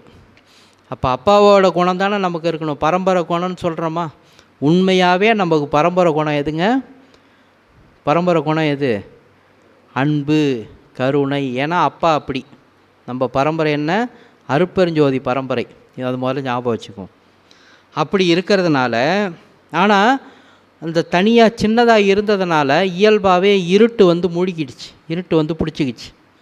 அதனால தான் அந்த இருட்டை நீக்கிறதுக்காக தான் என்ன பண்ணாரம்மா, இந்த உடம்பை வந்து கொடுக்குறாரம்மா. ஆனால் இந்த உடம்புன்றது மாயனுடைய படைப்பாக இருக்கிறதுனால இதுக்கு அடிக்கடி பசி, தாகம், பிணி, இச்சை, எளிமை, பயம், கொலை இதெல்லாம் வரும். இந்த உடம்புன்றது மாயனுடைய படைப்பு. அதனால் இதுக்கு இடைக்கிடை என்ன வருங்க, பசி, தாகம், பிணி, இச்சை, எளிமை, பயம், கொலை. ஸோ இதை வந்து நம்ம வள்ளல் பெருமான் சொன்ன ஒழுக்க நெறியில் கடைப்பிடிக்கிறது மூலமா நமக்கு பசியிலேருந்து விடுபடணும், நோயிலேருந்து விடுபடணும், தாகத்திலேருந்து விடுபடணும், இச்சையிலேருந்து விடுபடணும், எளிமை பயத்திலேருந்தெல்லாம் விடுபடணும். அந்த நெறிமுறைகளை கடைபிடிக்க கொஞ்சம் கொஞ்சமாக நம்மளை விட்டு இதெல்லாம் நீங்கும். இது வந்து நமக்கு நாம் செய்து கொள்ள வேண்டிய ஜீவகாருண்யம், நமக்கு நாமே செய்து கொள்ள வேண்டிய ஜீவ காருண்யம். இரண்டாவதாக, இந்த அறிவும் சுதந்திரம் இல்லாதவர்கள் விஷயத்தில் இரக்கம் கொண்டு, எடுத்த உடனே வாங்கன்னா அவங்க வரமாட்டாங்க இல்லையா? ஏன்னா அவங்களுக்கு ஏற்கனவே கர்ம வினை காரணமாக தான் அந்த பசி, பிணி இதெல்லாம் அவஸ்தையில் இருக்கிறாங்க. இப்போ போய் அவங்களுக்கு இந்த மாதிரி சன்மார்க்கம்னு ஒன்று இருக்குது, நீங்கள் வாங்கன்னா அவங்களுக்கு ஒன்றுமே தெரியாது, எதுமோ மதம் மாற்றுறாங்கன்னு நினச்சிக்குவாங்க. நம்மளை வேறு மாதிரி ஒரு போர்வையில் நம்மளை பார்க்க ஆரம்பிச்சிடுவாங்க. அதனால் முதல்ல அது வேண்டாம். முதல்ல பசியாற்றுவித்தல்லாம் முதல்ல செய்யுங்க. பசியாற்றுவித்தலை முதல்ல செய்து நட்பை பெருக்கிக்கோங்கன்றார். உறவாடி கொடுக்கணும். வழக்கமாக எல்லோரும் என்ன செய்கிறாங்க? உறவாடி கெடுக்கிறாங்க. நாம் உறவாடி கொடுக்கணும். உறவாடி கொடுக்கணும். கொஞ்சம் நம்மளாம் வித்தியாசமான ஆளுங்கன்னு வச்சுக்கோங்களேன்.